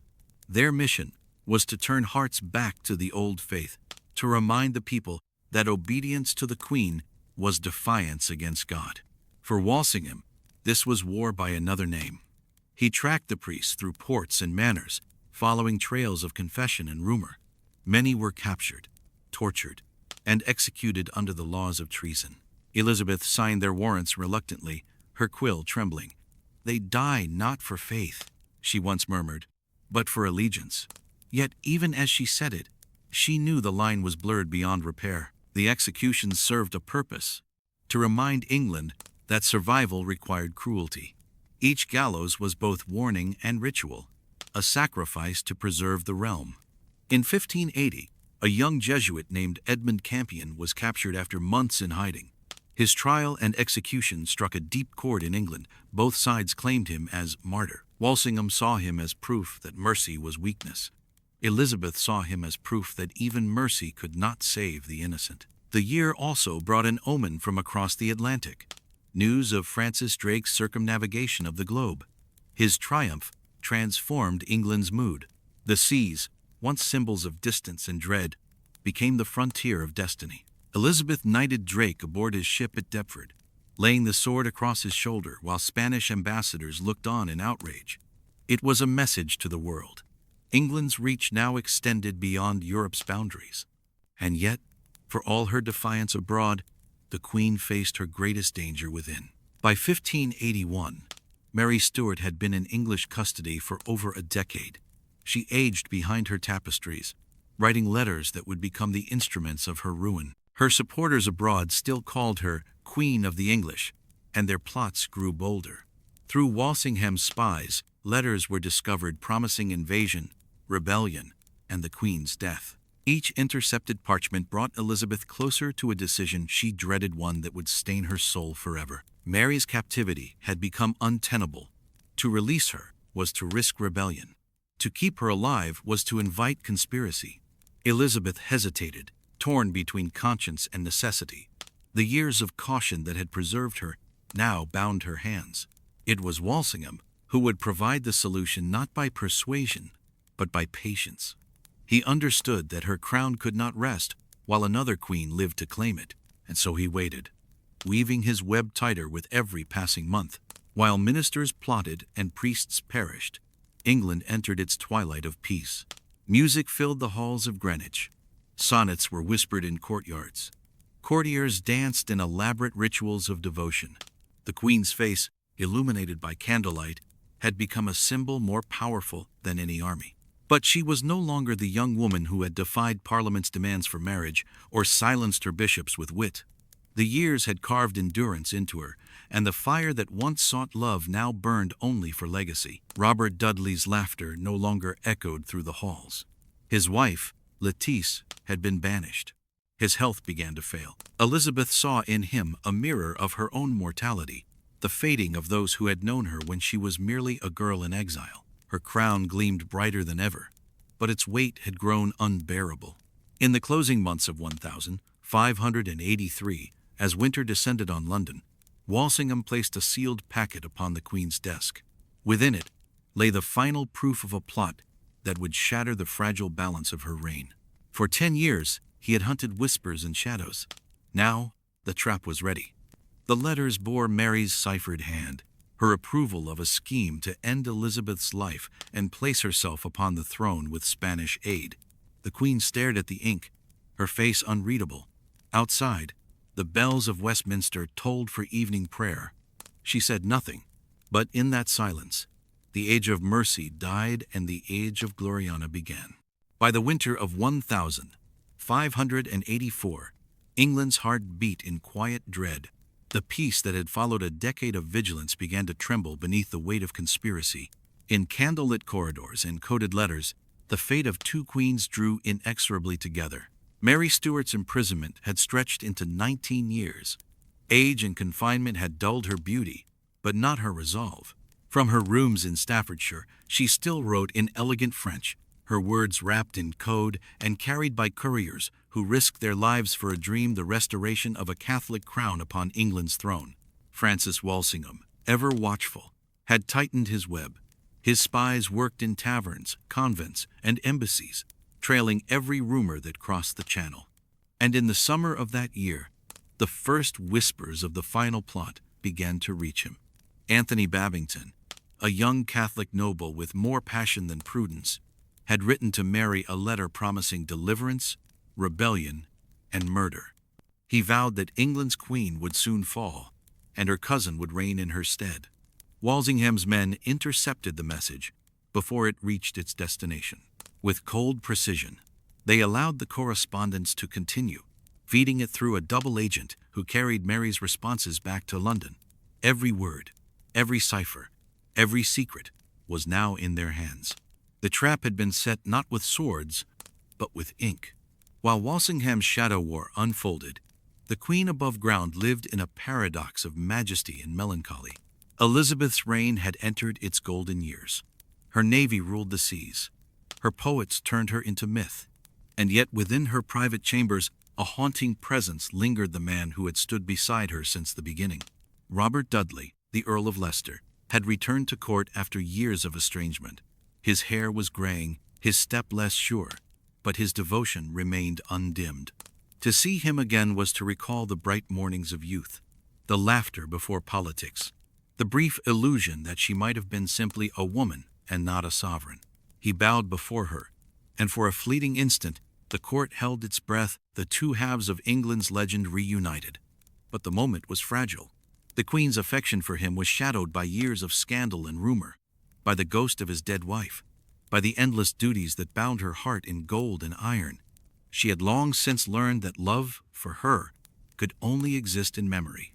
When he left her presence, she said softly, "He is my eyes." Those who heard it understood he saw for her what she could no longer bear to see, the loneliness of power. The realm, however, saw something else entirely. Across Europe, crowns turned against her.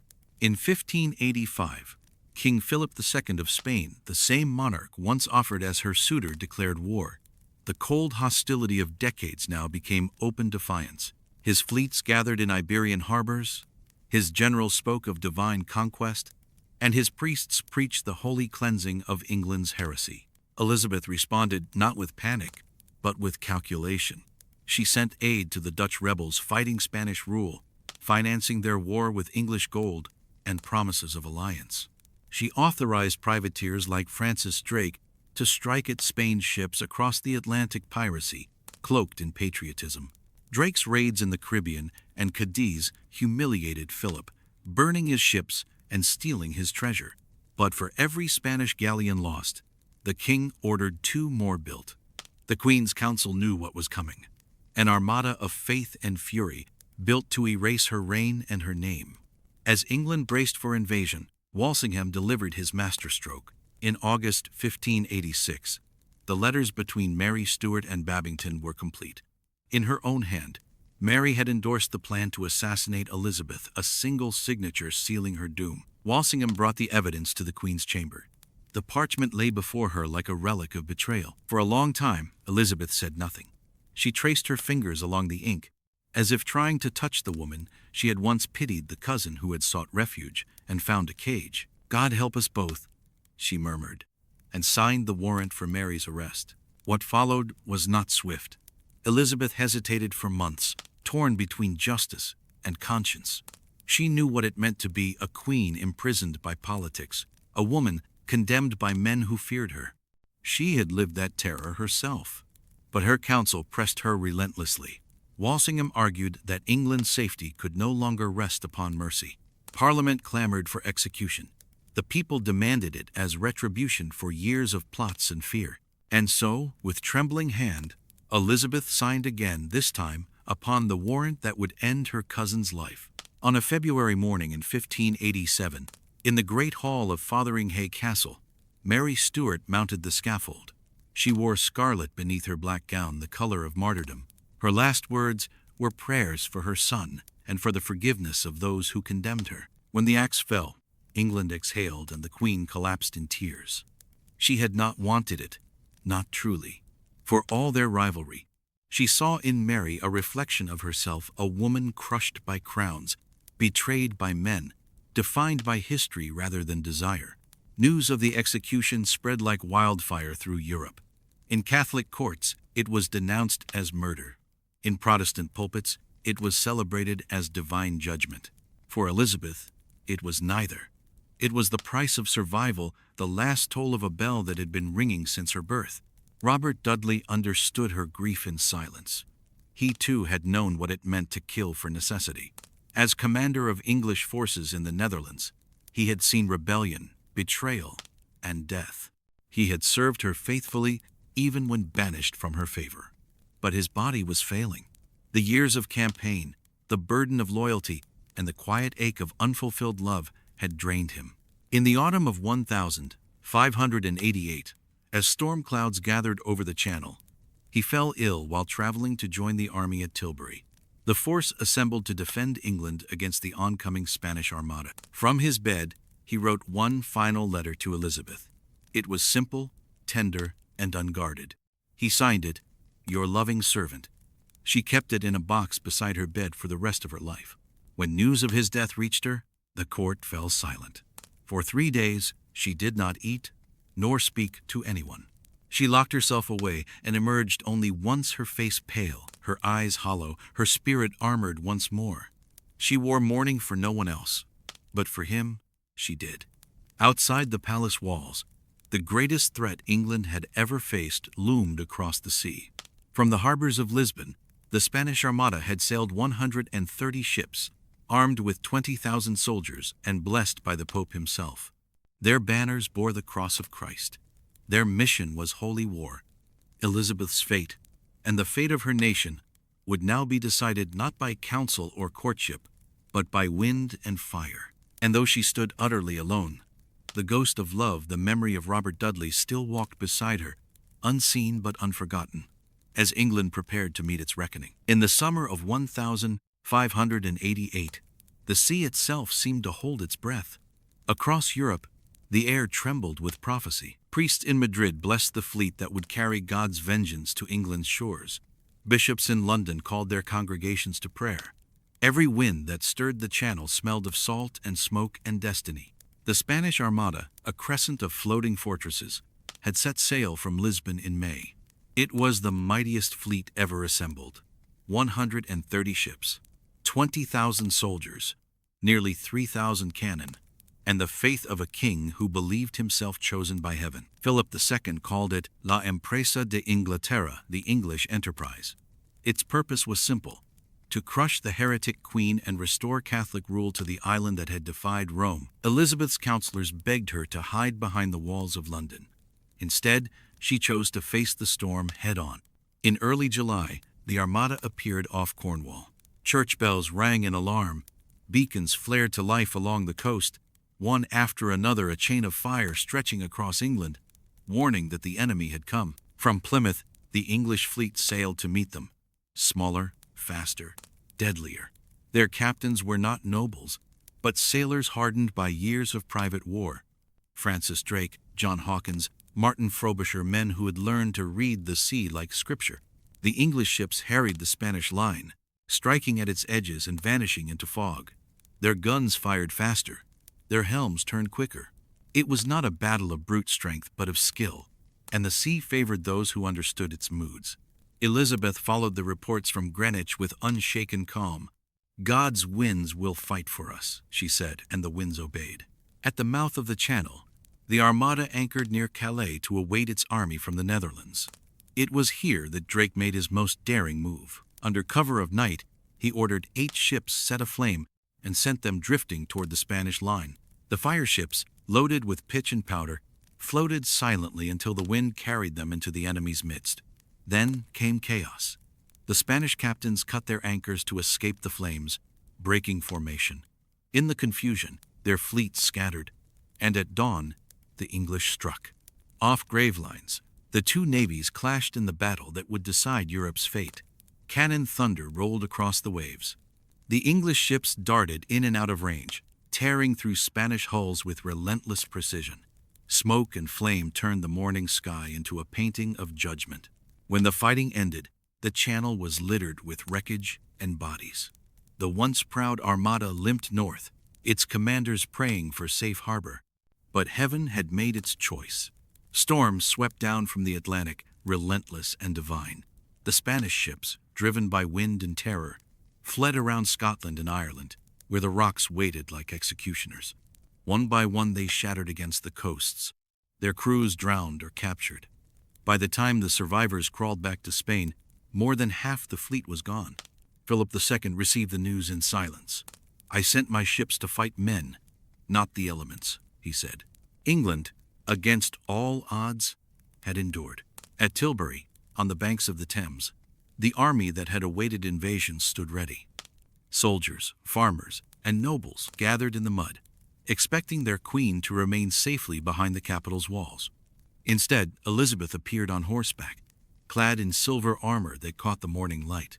She rode among her men, her red hair blazing beneath the open sky, her voice carrying across the ranks. She spoke not as monarch, but as England itself, frail in body, unbreakable in spirit. Her words needed no record. It was enough that they were spoken. In that moment, she became more than a ruler. She was defiance made flesh, the embodiment of a people who had stood against the greatest empire on earth and prevailed. The soldiers cheered until the sound drowned out the river's flow. When the Armada's defeat was confirmed, London erupted in celebration. Bells rang for days. Bonfires burned through the night. Poets wrote verses proclaiming her God's chosen. Painters immortalized her as a goddess crowned with victory. But within the palace, the Queen mourned quietly. Robert Dudley's death still shadowed her joy. His letter, the one signed "Your loving servant," lay in her chamber. Its ink faded but not forgotten. She kept it beside her prayer book, a relic of the life she might have had. Victory had made her eternal in the eyes of her people. But immortality was a lonely reward. She walked through the silent halls of Richmond and felt the weight of ghosts. Her youth had gone with him. Her heart was now bound to the realm alone. Beyond her walls, England entered an age of light and legend. The poets called her Gloriana, the radiant queen whose reign had turned fear into empire. Explorers carried her banner to the ends of the world. Preachers called her triumph, proof of divine favor. The storm that had scattered Spain became the wind that filled England's sails. Elizabeth understood what few monarchs ever did: that power, to endure, must be transformed into story. She shaped her image as carefully as a sculptor shapes marble, every speech, every appearance, every gesture reinforcing the illusion of divinity. To her people, she was not merely queen but destiny itself, the woman who had faced the world's wrath and emerged untouched. And yet, in the quiet hours before dawn, she would still take the old letter from its box and trace the faded signature. It was all that remained of the girl who had once believed she could love and still rule. The victory over Spain had made her a legend, but legends cannot grieve nor grow old. Elizabeth had won her immortality, and in doing so, had buried the last fragments of her heart beneath the crown. The Virgin Queen, the living myth, stood at the height of glory, even as the light behind her eyes began, imperceptibly, to fade. The storm that broke the Armada did not fade. It changed direction. It became wind in England's sails, fire in her soul, and faith in her future. From the ashes of invasion rose something greater than defense ambition. The island that had once feared conquest began to dream of conquest itself. Elizabeth had not only survived, she had transcended. The queen who once trembled in the Tower now ruled in England, baptized by victory. The people called her Gloriana, the goddess in armor who had tamed both tyrants and tempests. Painters covered her face in gold leaf. Poets compared her to Estrella, the Virgin of Justice returned from heaven. Every portrait was a prayer, every word an act of worship. Yet behind the myth stood a woman aging, alone, and more aware than ever that her life story had become her country's scripture. The court had changed with the times. Robert Dudley's death had left a void no advisor could fill. Around her gathered men who sought not affection but opportunity. Francis Walsingham's network of spies, William Cecil's cautious hand, Walter Raleigh's restless ambition. Each played his part in shaping the image of a queen who was both untouchable and omnipresent. A monarch turned symbol, a symbol turned miracle. Elizabeth understood it perfectly. She had learned long ago that survival was not merely endurance, but performance. In the years that followed the Armada, England became a nation of sails and steel. The ocean, once a boundary, now became a promise. The captains who had harried Spain turned their prows westward. Francis Drake, restless as ever, sought new riches across the Atlantic. Walter Raleigh claimed lands in the New World, naming them Virginia, a tribute to the Queen whose chastity had become a political weapon. Ships returned with strange treasures, gold from Spanish galleons, tobacco from the Americas, tales of endless forests and unknown seas. Every success fed the legend of Elizabeth's reign as a golden age, the dawn of empire. But empire was never born from glory alone. It was built on faith and fire. The Church of England, once fragile and uncertain, hardened into national creed. Victory over Spain was preached as divine proof. God had chosen England as his instrument. Ministers thundered from pulpits that Protestantism was the true light of Christendom, and Elizabeth its guardian. The Queen encouraged it subtly. She never declared herself saint or savior, yet she permitted others to see her as both. Her image was hung in cathedrals, her initials carved into altars. Her coronation portrait was reproduced endlessly, the serene face, the calm eyes, the hand resting upon the globe. To her subjects, she was no longer merely human. She was England's covenant made flesh. And yet, the woman beneath the crown still bled. At court, the dances continued.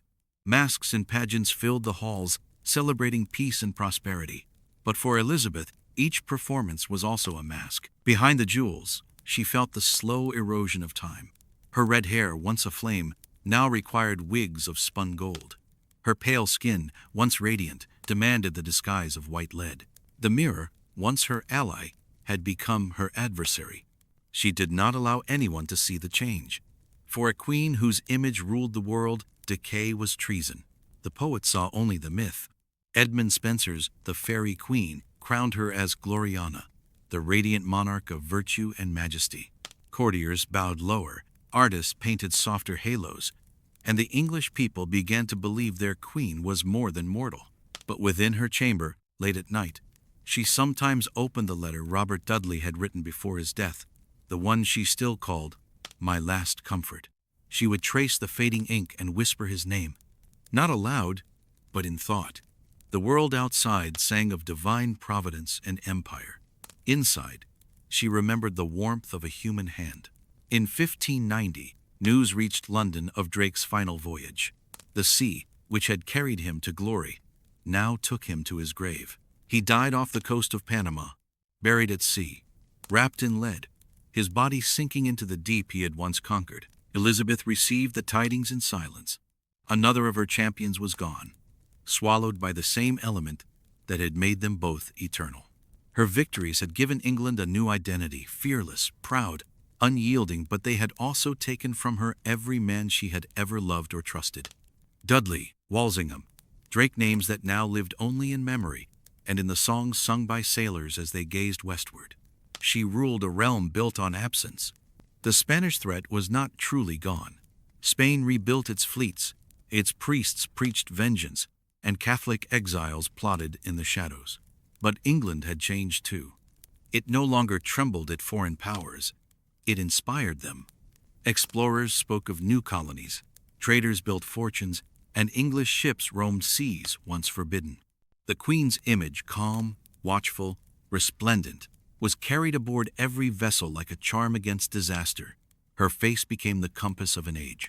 Yet the greater her legend grew, the smaller her private world became. The courtiers who surrounded her treated her like a relic, half divine, half untouchable. Few dared speak to her as they once did. Those who remembered the laughter of her youth were dead or dying. The court she had built as a living theater was becoming a mausoleum of masks. Still, Elizabeth endured. She had weathered assassination plots, invasions, betrayals, and heartbreak. The years had honed her into something harder than any crown, a monarch who ruled not by force but by the sheer gravity of will. The nation looked to her not just for leadership but for meaning. In an uncertain world, she was the constant. In an age of faith, she was the proof that God favored England. She carried that burden with the grace of ritual and the discipline of solitude. Her power was not born of passion but of restraint, not of miracles but of memory. And as the 1,590 seconds dawned, her empire stretched farther than any English ruler before her could have dreamed. Yet the fire that had built it, the fire of faith, the fire of love, the fire of defiance still burned behind her eyes. For all her divinity, she remained human enough to fear the dark. In the years after 1590, England glowed with a strange, golden light, half glory, half illusion. The court poets called it the Age of Elizabeth, as though history itself had taken her name. But even the brightest dawn, if stared at too long, blinds the eye. Beyond London's theaters and palaces, the countryside changed. Roads widened, markets swelled, literacy spread.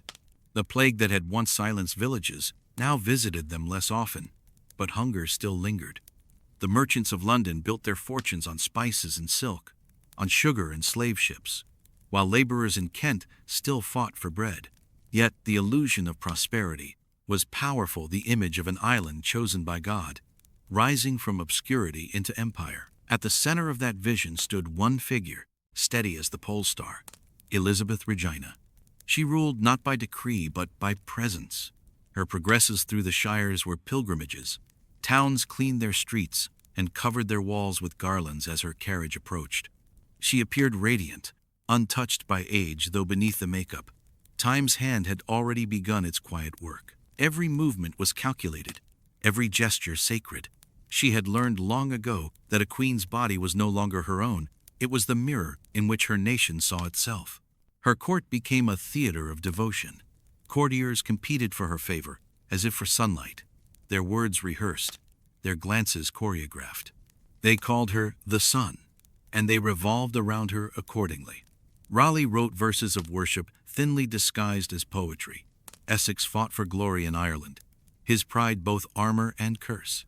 They loved her as one loves a star, distant, radiant, unattainable. But love, to Elizabeth, had long ceased to be a gift. It was currency, weapon, and mask. The heart that once beat for Robert Dudley had been replaced by an iron rhythm, the pulse of the crown itself. To show affection was to reveal weakness. To grieve was to remind the world she was mortal. She permitted herself neither. Yet solitude was not silence. In the long winter evenings, when the courtiers had withdrawn and the candles burned low, she would summon her musicians and sit alone as the lutes played the old songs. Melancholy had become her companion, a quiet shadow beside the throne. In 1591, Walter Raleigh, her boldest courtier, the restless sailor she once favored, secretly married one of her maids. When she learned of it, her fury shook the court. It was not love that fueled her wrath, but betrayal of image.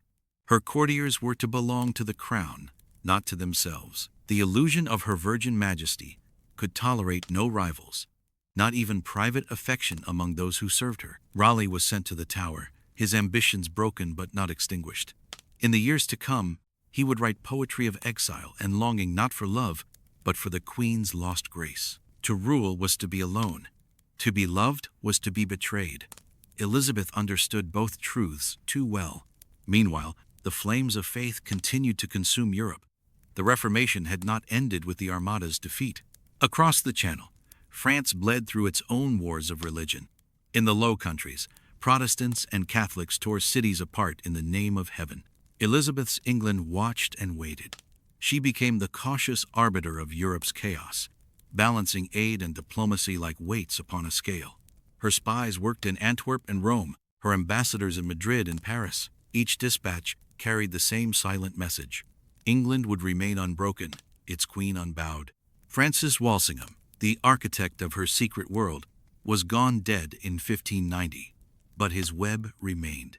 No whisper escaped the court's walls. No rumor crossed the Channel without her knowing. Her survival had always depended on knowledge. Now it ensured her supremacy. At home, her people began to see her less as woman and more as idea. The Virgin Queen was no longer a political fiction but a national religion. Sermons praised her as God's chosen vessel. Plays at the Globe drew parallels between her and celestial goddesses. Even the poets who grieved the passing of youth and time framed her age as proof of divine endurance. To live under Elizabeth was to live under myth. And yet myths cannot feel the cold. By the mid-1592s, the Queen's health began to falter. Her appetite waned. Her nights grew longer. The death of old friends Cecil, Leicester, Walsingham had hollowed her circle until it was little more than memory. In her private chambers, she surrounded herself with relics of her past. letters tied with ribbons, miniatures of the young men who had once knelt at her feet, a portrait of her mother, Anne Boleyn, the woman whose shadow she had spent her entire life escaping. Sometimes she would look at that face, the dark eyes and the knowing smile, and wonder whether the world had truly changed since that day on the scaffold. Both mother and daughter had been defined by the same thing: power borrowed from love, and love destroyed by power. Outside, London thrived. The theaters of Shakespeare filled the air with words that danced like fire. His history plays whispered that England itself was a stage, its kings and queens merely actors. Elizabeth understood the message, and she embraced it. If she was to be an actor, she would play her part perfectly until the curtain fell. Her speeches, once spontaneous, now became ritual. Her public appearances, rarer and more solemn. She wore heavier jewels, higher collars, grander gowns as though to shield herself from time.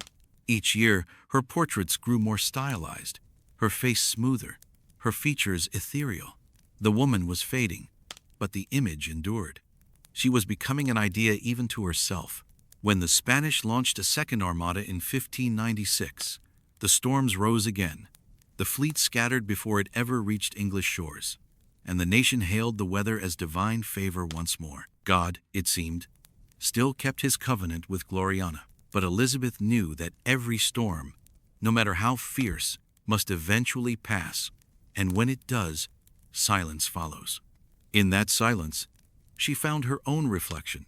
Her life had become the mirror of England's soul, brilliant, proud, and profoundly alone.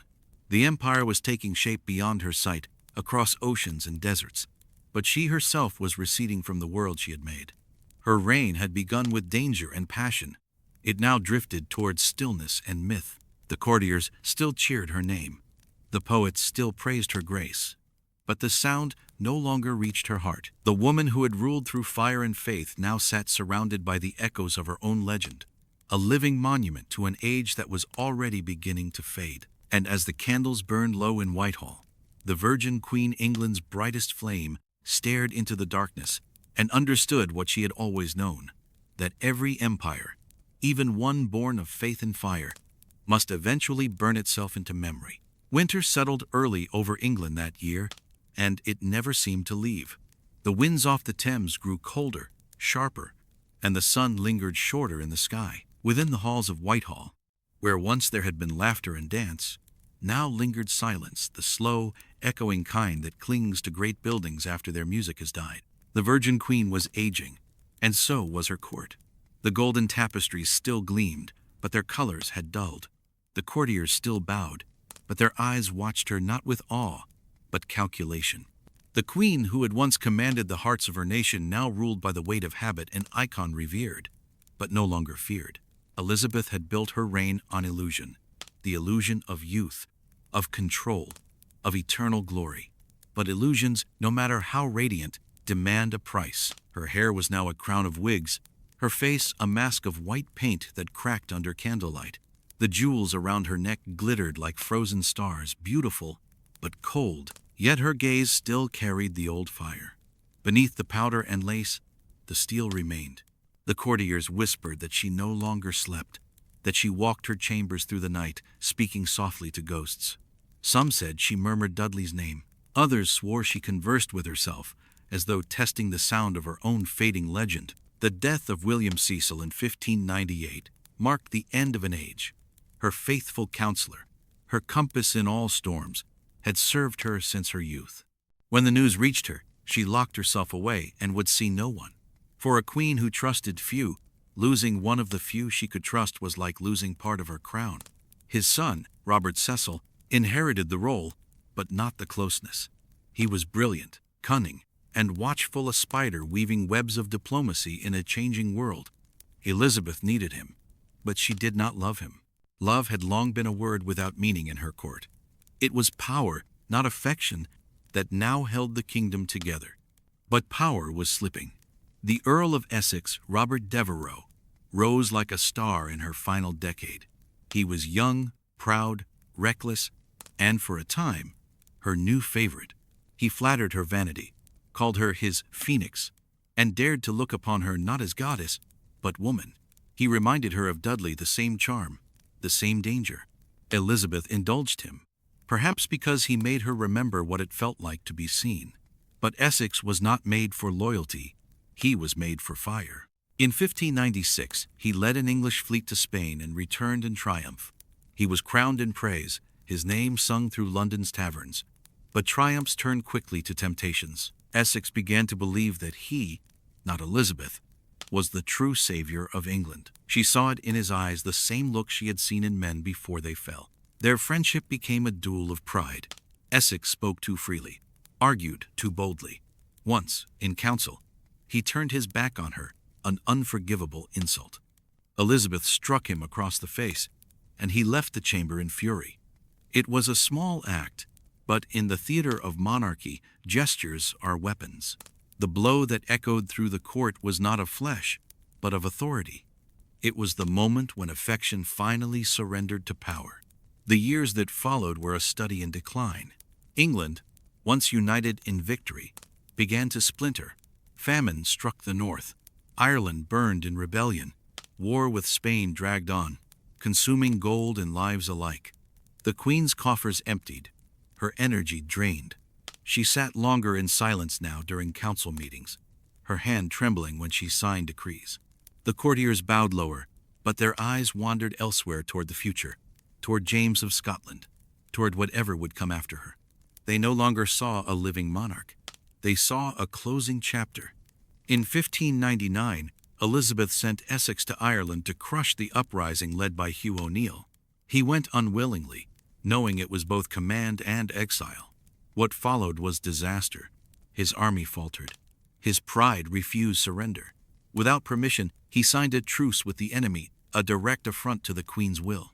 Then, in an act of sheer desperation, he abandoned his post and rode for London, mud-splattered, weary, and defiant. He burst into her private chambers at Nonsuch Palace, unannounced, a crime no man would dare. The sight shocked the court. The Virgin Queen, unadorned, stood before him not as Gloriana, but as a woman betrayed. No words of reconciliation followed. The gulf between them had become too wide. Essex was dismissed, confined to house arrest, and stripped of command. In his fury, he began to plot. The following winter, London whispered of rebellion. Essex's pride had turned to ambition, his frustration to treason. He gathered followers, nobles, soldiers, men disillusioned by the old Queen's fading star. On a cold February morning in 1601, he marched his small force into the city, hoping the people would rise to join him. None did. The gates of Whitehall remained closed. The Queen's loyal guard surrounded the rebels before nightfall. Essex was captured and brought to trial. When he confessed, his voice broke not from guilt, but disbelief that she had truly turned against him. But Elizabeth had no choice. To spare him would be to admit weakness. To execute him was to kill the last echo of her youth. She signed his death warrant with a trembling hand. On February 25th, the axe fell. The man who had called her Phoenix was gone, leaving behind ashes that even she could not reignite. Afterward, she withdrew into herself completely. Whitehall, once a living court, became a tomb of memory. The laughter of masks and music ceased. Even the candles seemed to burn lower. She walked the corridors alone, touching the tapestries, as if to reassure herself that she still existed. In her bedchamber, she kept his ring, the one Essex had sent before his execution, begging for mercy that never came. They found it later in her box of relics, beside Dudley's letter. Two men, two ghosts, two fragments of the heart she had buried beneath her crown. The world outside still called her Gloriana, but inside those walls she was simply Elizabeth, tired, mortal, and surrounded by ghosts. Her body ached, her mind wandered, and her reflection no longer resembled the portraits that hung in her halls. Yet when she stood before her council, she straightened her back, her voice steady as ever. No one dared speak of her weakness. No one dared look at her too long. She had ruled through storms, through wars, through the passing of generations. But now, as winter deepened, she ruled only through the force of memory, her nation's and her own. The Queen who had turned faith into empire now lived within the ruins of her own mythology. And in those final winters of her reign, England learned what happens when a sun begins to set, not suddenly, but slowly, stretching its light across the horizon one last time before the dark. After the scaffold fell silent, the court changed. Men who had once cheered Essex now kept their eyes down. His allies melted into exile or submission, leaving behind a vacuum no one dared to fill. The Queen's will had triumphed again, but it was a hollow victory. England stood calm on the surface, but beneath it the tide had shifted. A new generation whispered in corridors and counting houses. They were born after the Spanish Armada, raised in an England that had never known anything but Elizabeth's rule. To them, she was not the living flame she once had been, but a figure carved in gold, radiant but distant. And like all idols, she began to feel the chill of her own pedestal. She withdrew further from the world. At Richmond Palace, her court became a ghostly shadow of its former self. The musicians who once filled her nights with song now played for empty air. The courtiers who had once jostled for her smile now avoided her gaze. They feared what they saw there, the deep, unblinking eyes of a monarch who had outlived everyone she ever loved. Her steps grew slower. The gout tormented her. Sleep fled. Servants found her standing by the window before dawn, her figure outlined by frost. Sometimes she spoke softly to the river below the same Thames that had carried her to coronation 40 years earlier, and would one day carry her coffin to Westminster. In those final years, Elizabeth seemed to float between worlds. She would sit for hours without speaking, hands folded in her lap, staring at the empty chair beside her. When counselors approached, she turned to them with sudden sharpness, her mind still keen, her temper unsoftened, but she could no longer bear the sound of music. The dances that once defined her court, the pavans, galliards, and masks, ceased altogether. "She will not hear the viols," one lady-in-waiting recorded. The Queen's heart is heavy with remembrance. Even her beloved palaces began to die around her. The gardens at Nonsuch fell untended. The tapestries at Whitehall gathered dust. The court that had once embodied the spirit of the Renaissance now decayed like an old cathedral, grand but hollow. She never forgot the ring.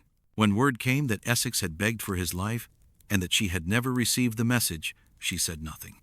But they saw her eyes, that sudden flicker of grief, too brief for tears, too deep for forgiveness. Some said she wore black for a year after his death. Others claimed she refused to wear color ever again. Her silence became legend. The England she ruled was changing beneath her feet. Trade with the New World brought wealth, but also new ambition. The poets and explorers who once sang her praises, Raleigh, Drake, Spencer, were gone, imprisoned or dead. The noble families that once feared her now awaited her passing. Even the church, which had crowned her supreme governor, whispered prayers for her successor. They all looked north, toward the King of Scots.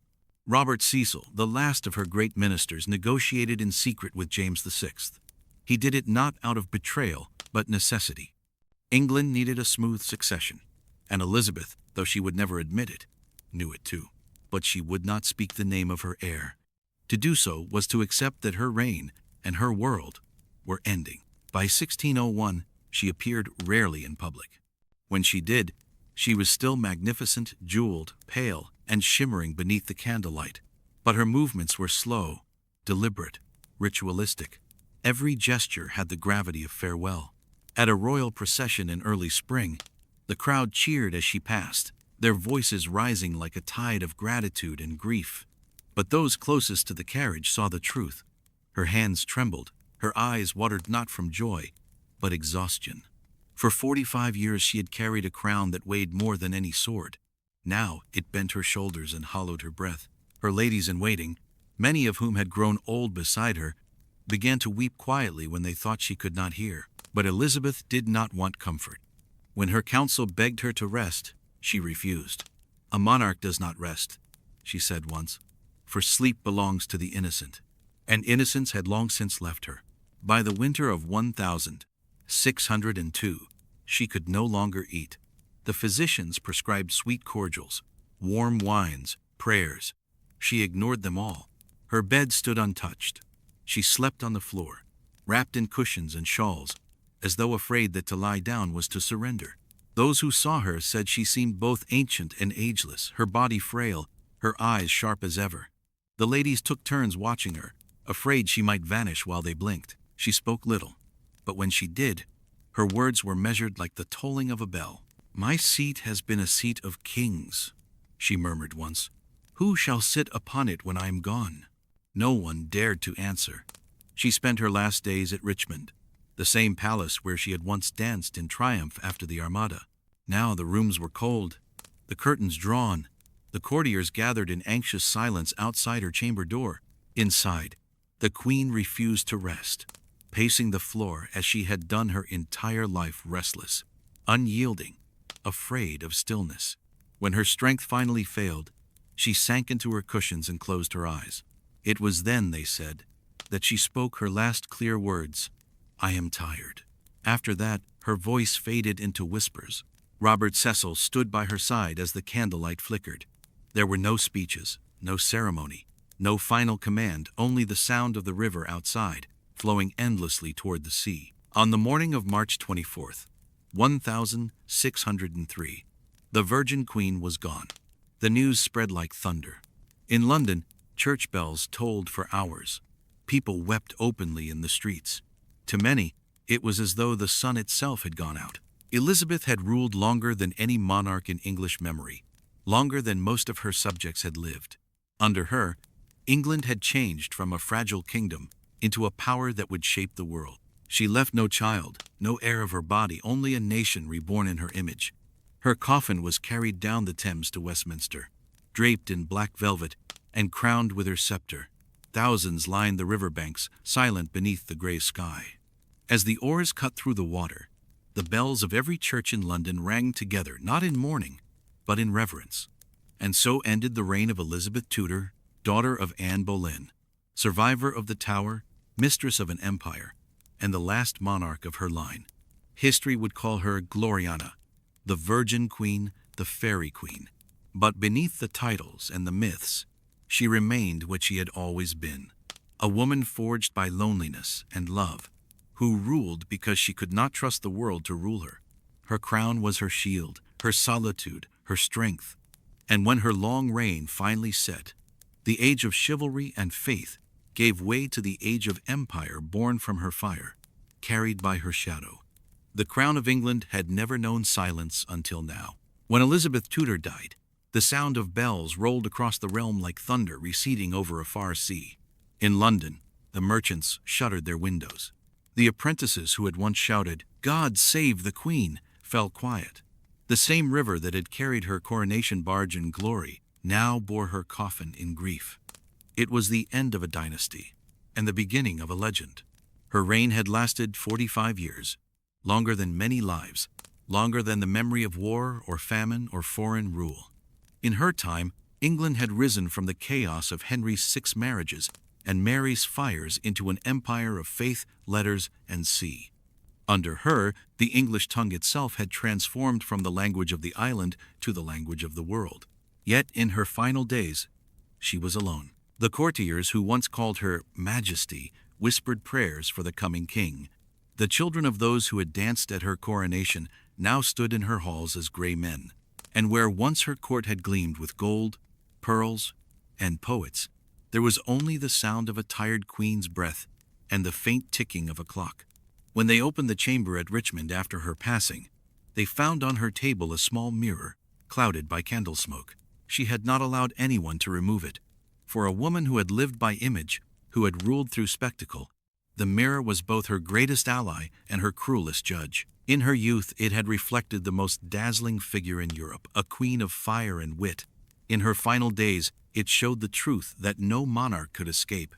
Even Gloriana must fade. Those who tended her body said she seemed smaller than they remembered, delicate, almost fragile. Yet her face, even in death, held the faintest trace of a smile. Some said it was pride, others, peace. The courtiers moved carefully around the question of succession. Robert Cecil, the last of her great ministers, had prepared for this moment in secret. He had spent years negotiating with James VI of Scotland, knowing that the survival of England depended on a bloodless transition. It was a strange irony. The Virgin Queen's last political act would be to yield her crown to the son of her executed rival, Mary Stuart. No one dared to speak it aloud while she lived, but when the pulse stopped, The words passed quietly from chamber to chamber. The King of Scots is now King of England. The Tudor sun had set. A Stuart dawn began to rise. Yet, for all the careful planning, no one was prepared for the grief that followed. When the news reached London, crowds gathered outside the palace gates. Men and women knelt in the mud, crossing themselves. Some prayed for her soul. Others simply stared at the gray sky, as though waiting for her to appear in it one last time. The chroniclers wrote that the air itself seemed changed, that the city's pulse slowed, the sound of the streets softened.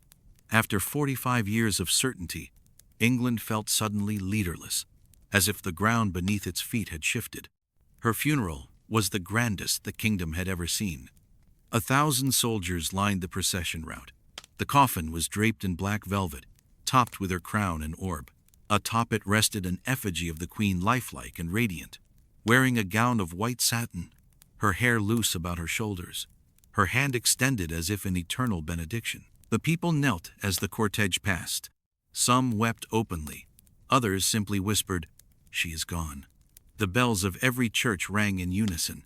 The horses' hooves echoed off the stones like a heartbeat fading away. The coffin moved from Richmond to Whitehall, and then, finally, to Westminster Abbey. There she was, laid beside her half-sister Mary, two queens divided by faith, united at last by history. Above her tomb they carved an epitaph in Latin: "Consorts in throne and tomb, we sisters rest together here. One in the faith, one in hope." But it was the inscription added later that captured her truth best. "Here lies Elizabeth, who reigned over England, Ireland, and France, who restored religion, defended her realm, and left no heir but her glory." As the candles dimmed in the abbey, the kingdom she had built began to reshape itself. The poets who had once filled her court now wrote elegies instead of sonnets. The dramatists, Shakespeare among them, turned her reign into myth. In the public imagination, she became something more than mortal, the embodiment of England itself, a nation crowned in gold and grief. Her image, once painted for politics, became relic. Every portrait, every medal, every faded page bearing her likeness was cherished as proof that such a woman had existed. Even the commoners who had never seen her in life now claimed her as their own. They told stories of her courage, her cunning, her laughter, her temper. In their telling, she became both saint and sovereign, warrior and mother. And that was perhaps her greatest victory, that she had made a people believe not just in a ruler, but in themselves. The courtiers of the new king would sometimes glance toward her old throne and fall silent. The air still carried her presence, the faint scent of rosewater, the whisper of silks. Some swore that on quiet nights, her footsteps could be heard in the galleries of Whitehall, pacing as she once had before addressing her people. A restless ghost, perhaps, or simply memory, refusing to fade. Her empire, though small compared to the realms of Spain or France, outlived them all. The ships she sent to sea became the roots of a global dominion. The poets she favored built the foundation of a language that would outlast empires. And the idea she embodied that power could wear a woman's face changed Europe forever. She had ruled in an age when men doubted that such a thing was possible. Yet through intellect, charisma, and sheer will, she had turned herself into the living argument that it was. When she declared herself married to England, she had not lied. For 4 decades, she had been both bride and guardian, giving her youth, her passion, and finally her peace to the realm that bore her name. Now that she was gone, England itself seemed newly orphaned. But every ending carries its echo. In the stillness after her death, that echo became prophecy, a whisper that would follow kings and queens for centuries. Rule, but never forget her. Elizabeth I left no heir of flesh, but an inheritance of spirit. It flowed through Shakespeare's pen, through Raleigh's voyages, through every voice that dared to speak truth to power. And though her body lay cold beneath the stones of Westminster, her legend only began to burn. The day after her burial, the clouds broke over London. For weeks, the skies had hung low and gray, as if mourning her. But now sunlight poured over the Thames, turning the river to molten gold. It was as though heaven itself had opened its gates to welcome the woman who had so long ruled beneath its shadow. News of her death spread slowly. Then, all at once, from the stone halls of Westminster to the far corners of Ireland, from the ports of Devon to the watchtowers of Calais, her name was spoken with reverence and disbelief. Elizabeth, the eternal queen, was gone. For those who had been born under her reign, and there were few left who hadn't, her absence was like the loss of a parent. They had known no other monarch. Her face had been on their coins, her voice in their prayers, her image in every church and tavern, her victories sung in the streets. To live without her was to step into a future uncharted. When James VI of Scotland crossed the border to become James I of England, he entered not merely a kingdom, but a memory. He found a court haunted by her ghost portraits on every wall, her motto, Semper Idem, still etched above doorways. Always the same. The courtiers bowed to him, but their eyes drifted to the empty throne. Even he, the son of her enemy, spoke of her with awe. He ordered her tomb to be honored, not hidden. He understood what many had not, that her legend was not a rival to his rule, but its foundation. For if England was to become more than a realm, if it was to become an empire, it needed a myth as enduring as Rome's, and Elizabeth had given it one.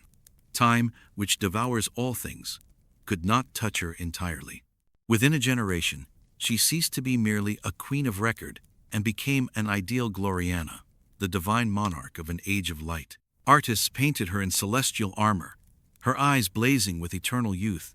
Poets called her Astrea, the goddess returned to bring justice to the world. Scholars argued that she had ruled by reason alone. Preachers claimed she had been guided by God.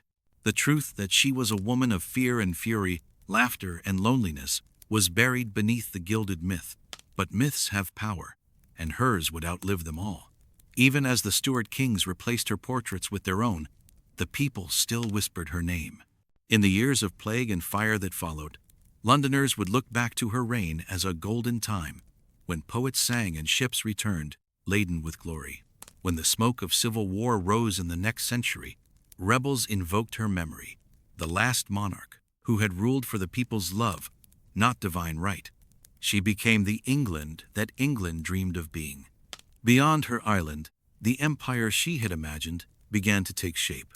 From the harbors of Plymouth, ships sailed to the New World carrying her flag, the Red Cross of St. George, that had flown above her Armada fleet. Across oceans and centuries, it would become the standard of an empire stretching from the Americas to India. The sailors who braved those seas spoke of her as if she still guided them.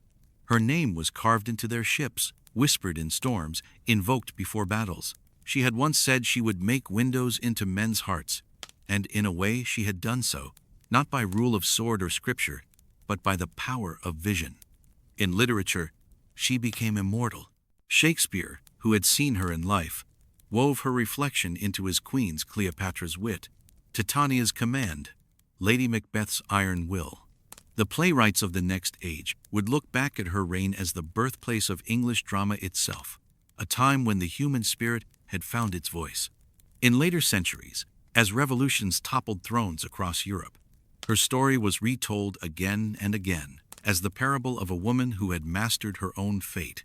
To Victorians, she became the model of imperial virtue. To modern historians, the first great female ruler of the Western world. To her own people, she remains something simpler and purer, good Queen Bess. But perhaps the truest image of Elizabeth lies not in oil or marble, but in the silence that followed her reign, that stillness in which her nation began to dream larger than its borders. She had ruled with words instead of armies, with pageantry instead of cruelty. She had turned her court into a theater where power itself was performance. And when she died, that performance became the foundation of a national identity. Her genius was not in conquest, but in creation of a myth strong enough to bind a people through centuries of change. The last Tudor was buried with no heir, yet her inheritance was infinite. She left behind not gold or sons, but imagination. She left a country that believed in destiny, and a language that would carry that belief across the world. In her, England had found its mirror flawed, radiant, enduring. And in her story, the world glimpsed the impossible made real. A woman, alone, commanding the tides of empire. 4 centuries later, her face still appears in stone and screen, in history books, and in the collective memory of the West. Her words, fierce, proud, trembling with purpose, echo through time. I know I have but the body of a weak and feeble woman, but I have the heart and stomach of a king, and of a king of England too. That defiance still burns in every story of power and every struggle for freedom. She is the ghost behind every woman who dares to lead, the echo behind every nation that dares to rise. And so the tale ends, as all tales of greatness do, not with a fall, but with a transformation. From mortal to myth, from queen to symbol, from Elizabeth Tudor to Gloriana eternal. Her throne stands empty, but her shadow still stretches across the centuries in the sails of ships, the pages of plays, the hearts of those who dream of more, for she ruled without a king and became one. If you followed Elizabeth's journey from the child of treason to the queen of empires, don't let her story fade. Like, share, and subscribe to keep history's greatest voices alive. Because every crown, every victory, every legend begins with a story worth remembering.